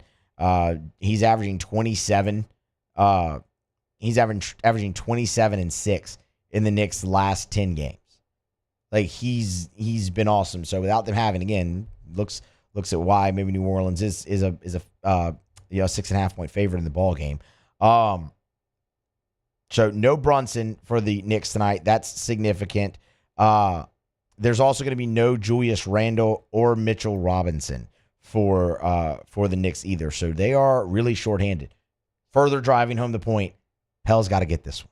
Like you really, really need this one. They've kind of they're in the playoffs, but they've slipped to the 6th seed right now. That friggin' tiebreaker with the Suns, and so getting this, keeping pace is going to be huge. Injuries for the Pelicans tonight. They're not completely going to be unscathed. The big one is C.J. McCollum. So C.J. McCollum will miss his 2nd straight game with a left ankle sprain. Willie Green made that official. Willie Green made that official about half an hour or so ago when he met with the media. Zion Williamson, who was a game time decision for this, is good to go per Willie Green. So you'll have Zion. More on that momentarily. Also, no Dyson Daniels for the Pelicans tonight with a knee, and no Jose Alvarado because he's still suspended for his role in the fight against Jimmy Butler and the Miami Heat. But obviously having Zion's massive. So Zion has been such a huge part of the Pelicans' last 10 games, averaging 22 points per game, 5 rebounds to go along with it. We all know the point Zion, the success that they have had with him running the offense, specifically early in the game, getting him the ball early and letting him distribute and really run point Zion. That's something that has absolutely worked in their favor. That's something that's worked in the Pelicans' favor since Zion's first year in the league. I mean, I know we might not want to give a lot of credit to Stan Van Gundy. That era didn't go well, but Point Zion originated there, and each time they've gone back to it, it's been really, really good. And that doesn't change right now either. So look for the Pelicans. A fast start, hopefully against a shorthanded Knicks team, specifically on the defensive end. Willie Green always mentions it. He always talks about that. Their defense just can lead to offense so well. When they're playing their best, that's the case. That's what's happening. They need to get it. You look kind of what's coming up for them. This is the first of a back-to-back as well. So they'll play New York tonight, leave and head to Indiana, where they'll face the Pacers. And then they have actually 2 games against the Pacers, one on the road as the second half of this back-to-back, and they'll face them again on March 1st. So you have a few winnable games coming up here if you're the Pelicans, but it starts tonight, especially against a shorthanded Knicks team that you gotta go get that. So that tips off at 6:30 in Madison Square Garden, and we'll get you a recap of that later. Well, not later, tomorrow when Matt is back. Which brings me to the next thing I was gonna say. Matt's back tomorrow. I've enjoyed being here for Monday and Tuesday, but Matt will be back, and he's got plenty to talk about when he does come back. Whether it's probably some of the stuff we covered today with Harold Perkins. I mean, I'm sure we'll have thoughts on that. We'll obviously recap LSU and Georgia in hoops. We will recap the Pelicans, as I just said. And another thing that I'm excited about that I think is going to be really good. So the NFL Combine's going on this week, obviously. We're going to get you some good draft coverage tomorrow as well. Josh Edwards from CBS Sports, he's a draft analyst there. He's going to join the show tomorrow, talk Combine, talk what the Saints are going to do in the draft, what players for LSU go in the draft. We've referenced his mock drafts here plenty. Josh does great work. We've been kind of working to get him on the show recently, and that's going to happen tomorrow. So I'm trying to get the time for you here. think it's 4:15. So make sure you're here for that. It's a great time to have it because, look, they're going through meetings and everything right now at the Combine. Obviously, it's that part of the week. And then Thursday, drill work starts. So we'll talk with Josh Edwards tomorrow, draft analyst for CBS Sports, right before drills get underway at the Combine. So definitely be here for that. That's going to be something to keep an eye on. Before we grab a break and get to Otter Locks, I guess I'll give you an official pick on LSU and Georgia tonight. We talked a little bit about it in the last hour. Jordan Hill was here with us. He helped preview it. He covers Georgia. Two teams fighting kind of for the same thing. Get themselves into the NIT, not have to play the first day at the SEC tournament.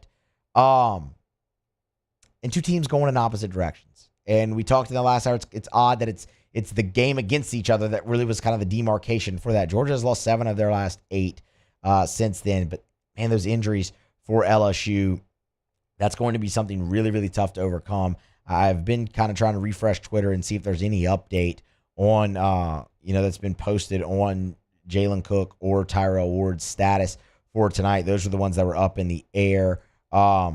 Damian Collins is officially out, and so is Carlos Stewart again, but haven't seen any official update from anybody covering the game right now. That gets underway in about 19 minutes. As to the status of Cook and Ward, that's obviously massive to this game. While Georgia's on the skids, Matt McMahon, when he met with the media yesterday, was still quite complimentary of the Georgia Bulldogs. Obviously a really well-coached Georgia team. You look at the way Noah Thomason's been playing here of late, really shooting it well from 3, 17 a game over his last 5.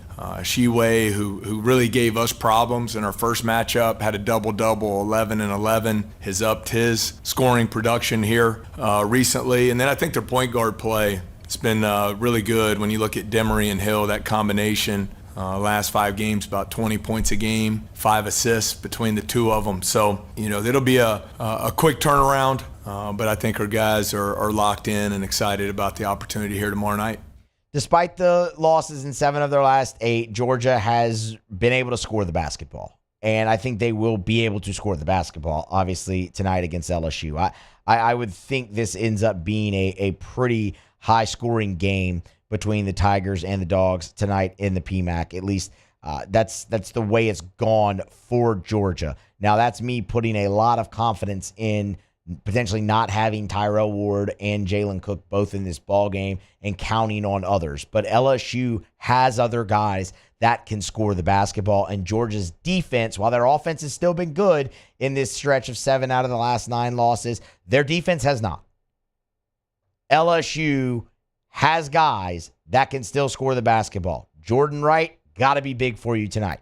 Will Baker needs something from the big fella tonight. You've seen him pop off plenty throughout this season. You need him to do it again tonight. You can get some threes, hopefully, from Mike Williams. Jalen Reed's been better offensively as of late, too. You have guys that can score, especially against a team that has struggled defensively. So I'm expecting a higher scoring game tonight in the PMAC. And with LSU being at home and being a favorite and now being able to flush that Mississippi State loss, flush it.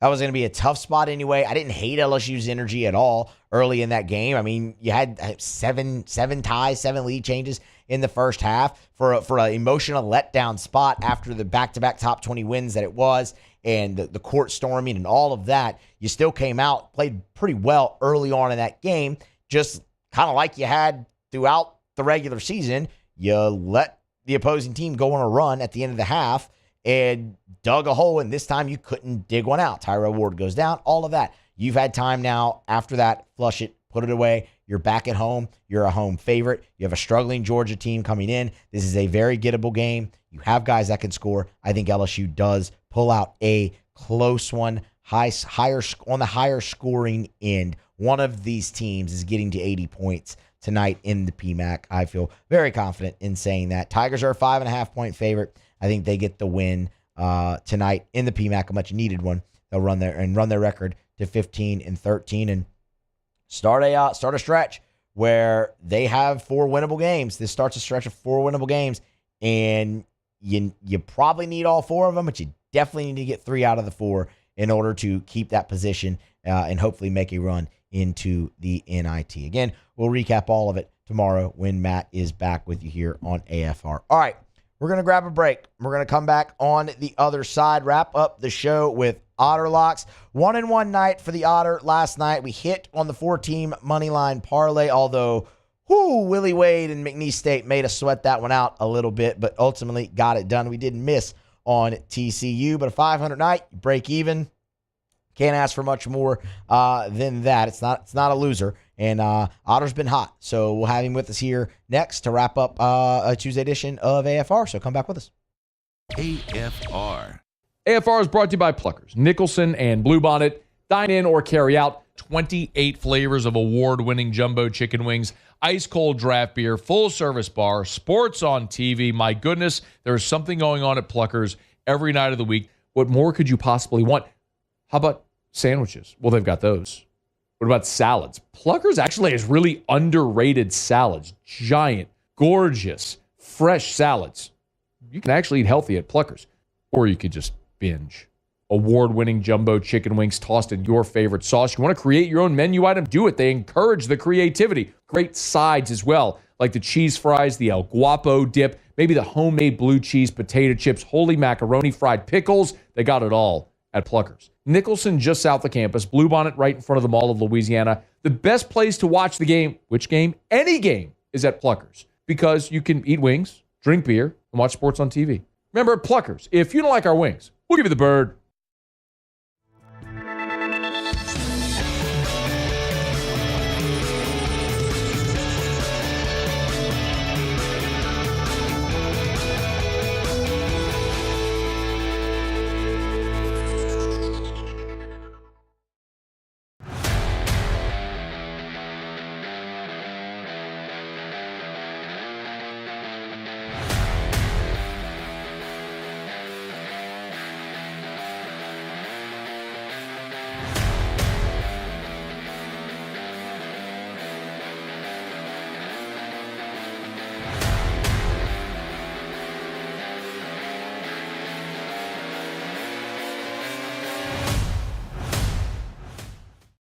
Hey, it's Matt Moscona. For years, you've heard me tell you about Insurance Network of Louisiana, helping you find better coverage for less money. But it's not just for your home and auto. They also offer commercial property. So, retail stores, professional offices like doctors, dentists, attorneys, clothing boutiques. Insurance Network of Louisiana can find you better coverage for less money. They service the entire state of Louisiana, and they're local. So call today at 293-0450 or lainsurance.net.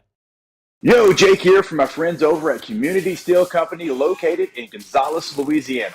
The local place you can turn to for all of your metal building needs. Notice I said local, not Houston, not Dallas, not Atlanta, but right here in Gonzales. Visit them at their brand new state-of-the-art website at communitysteelco.com or pick up the phone and give them a call today to answer all of your questions on your metal buildings, roofing and sheet metal, and any other steel needs you or your business need at 225-647-2020.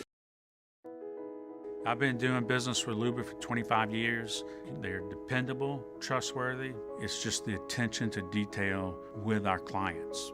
Our folks have years and years of experience. They're highly trained professionals, but many companies have that asset. What I'd like to think makes Luba a bit different is that we use those talents in a way that truly is dedicated to serving the needs of the folks who depend on us.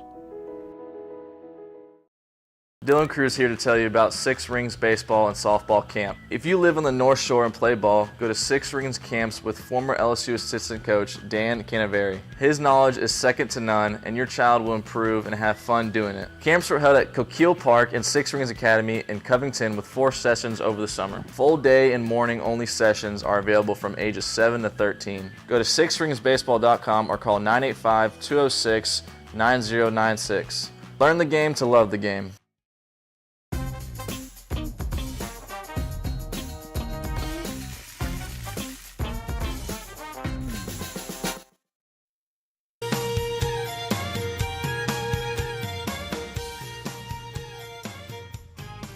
After further review, powered by Sunshine, your hometown John Deere dealer in Louisiana. All right, final segment here of a Tuesday edition of AFR. Musso filling in for Moscona. Before we send you off into your night, let's check our final box. It's time for Otter Locks. Otter Locks, presented by Lofton Staffing Services. At Lofton, we put people to work. Call us today at 924-0200 or go to lofton.jobs. All righty, 1-1 night last night here on Otter Locks. Otter, welcome back. How are you? What's up, Musso? Not much, man. Good night with the money line parlay, although Will Wade and the Cowboys made us sweat that one out a little bit. Yeah, commercial in the background. It's hard to hear you. Is that better, Otter? We're good now? Yeah. All right, yeah. I was saying good night last night, 1-1, hit the parlay, but Will Wade and the boys made us sweat that one out a little bit. That was really a good game, man. We were talking about it on our show today. I didn't expect, a little bit of a Power 6 snob when it comes to college hoops, but man, that place was popping last night in Beaumont. Between Lamar and McNeese State. That was a tough out.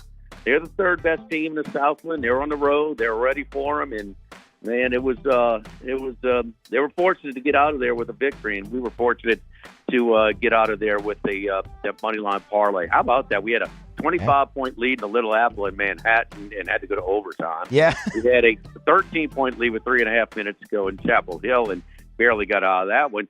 Only K. Wazan's Fighting Colonels was only, kind of rocking chair game in a money line parlay last night. So let's get to it, Musso. All right. The thing, and we go to an early game in Starkville. Listen, court storm police, be on alert tonight. If State wins, it'll be hard to keep them off the court tonight. State has won 5 in a row, but they should be winning these games. They've been favored in all 5 of them. This is definitely the softest stretch of their schedule that they're just finishing. And so, but they've taken care of business. And now they host Kentucky. We know the emotional letdown spot. It has been golden in college basketball this year. UConn destroys Marquette. Next game, they get beat by Creighton. Creighton destroys UConn. They get beat about double digits against St. John's. We could go on and on. Washington State wins at Arizona. Next game, they lose double digits as a favorite at Arizona State. Just tons of them. Really coming into play, every time. So the one is tonight, they're making us pay a premium. State is up to 4.5 some places. We're going to lay the 4 against Kentucky. Just trying to pay. It opened up 2.5, but again, we're paying a premium price. It's a Joe's versus pros game. All of the smart money is on Mississippi State. All of the public action is on Kentucky after they look so good Saturday night against Alabama. So Mississippi State -4. Okay. We're going to go. We're not going to try and overthink this when Indiana's terrible, and we're going to keep betting against them.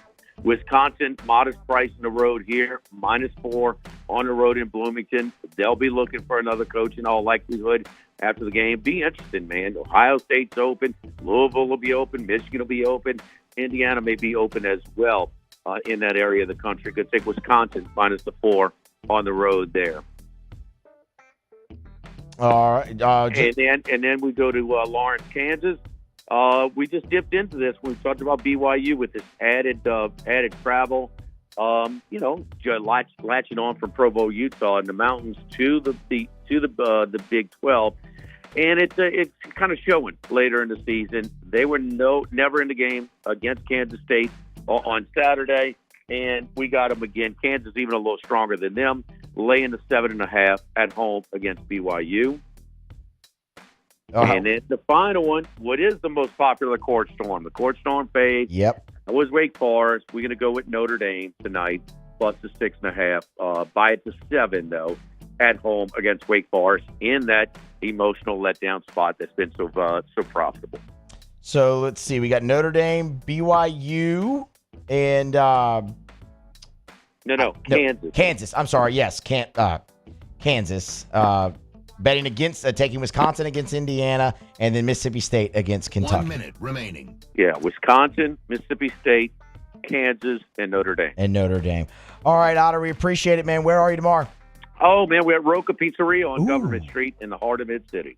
Y'all get over there and see Hanny and Ott live at lunch, 11 to 1 over there at Roca. Otter, we appreciate it, and we'll be back with Matt tomorrow. All right, good luck. Absolutely, you too.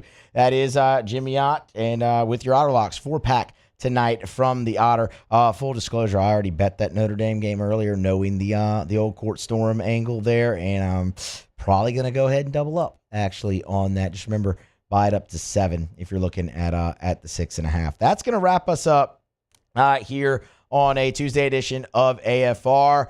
Been enjoyable hanging out with everybody here the last 2 days. Matt is going to be back in the chair tomorrow. Talk plenty of football. Get your preview of LSU baseball as well. That's tomorrow's AFR. Don't you move. Thank you for being here. AFR. Brought to you by Hudco Roofing and HudcoRoofing.com. Do business with someone you know. Hudco Roofing, HudcoRoofing.com. Hey, remember, if you own a commercial building, or if you have a building that has a flat or metal roof and you have roof issues, call Hudco. I've mentioned it before, but Hudco has a silicone coating product. So it can be very expensive. I just, every time I pass by Industraplex in Baton Rouge, I look at all those buildings. They're like north, Tom Drive, north of Airline, north of Florida, all those industrial buildings with the flat roofs, metal roofs. It can be very expensive to replace those.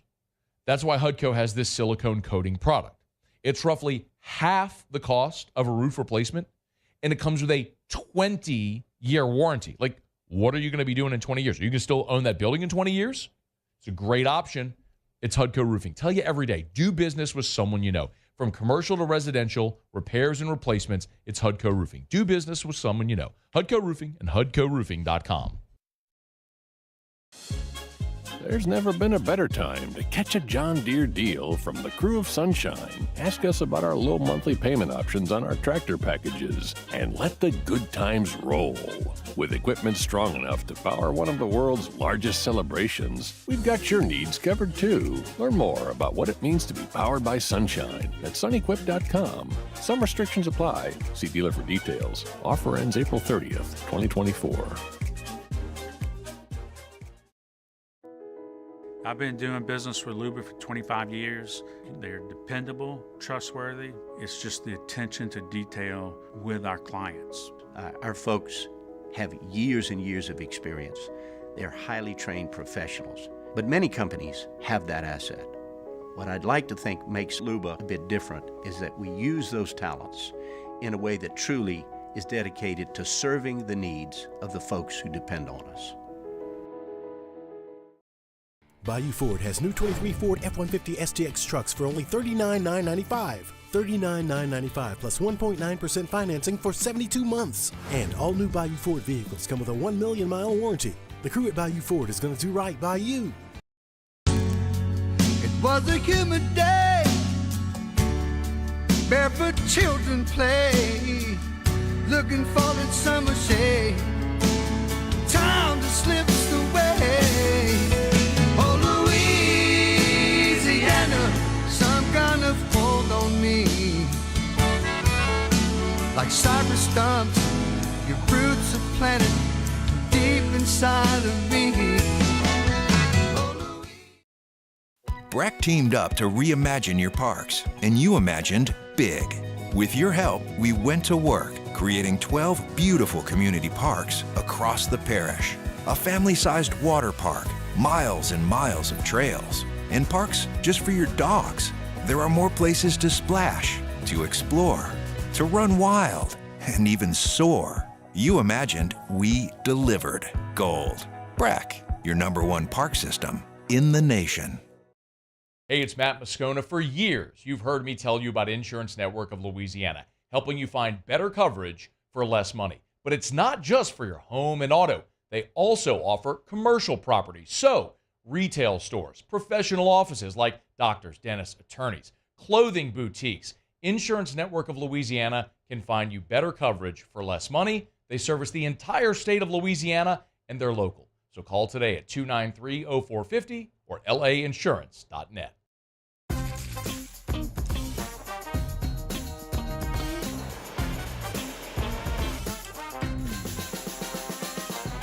The best kept secret in town is out. Discover Tallulah,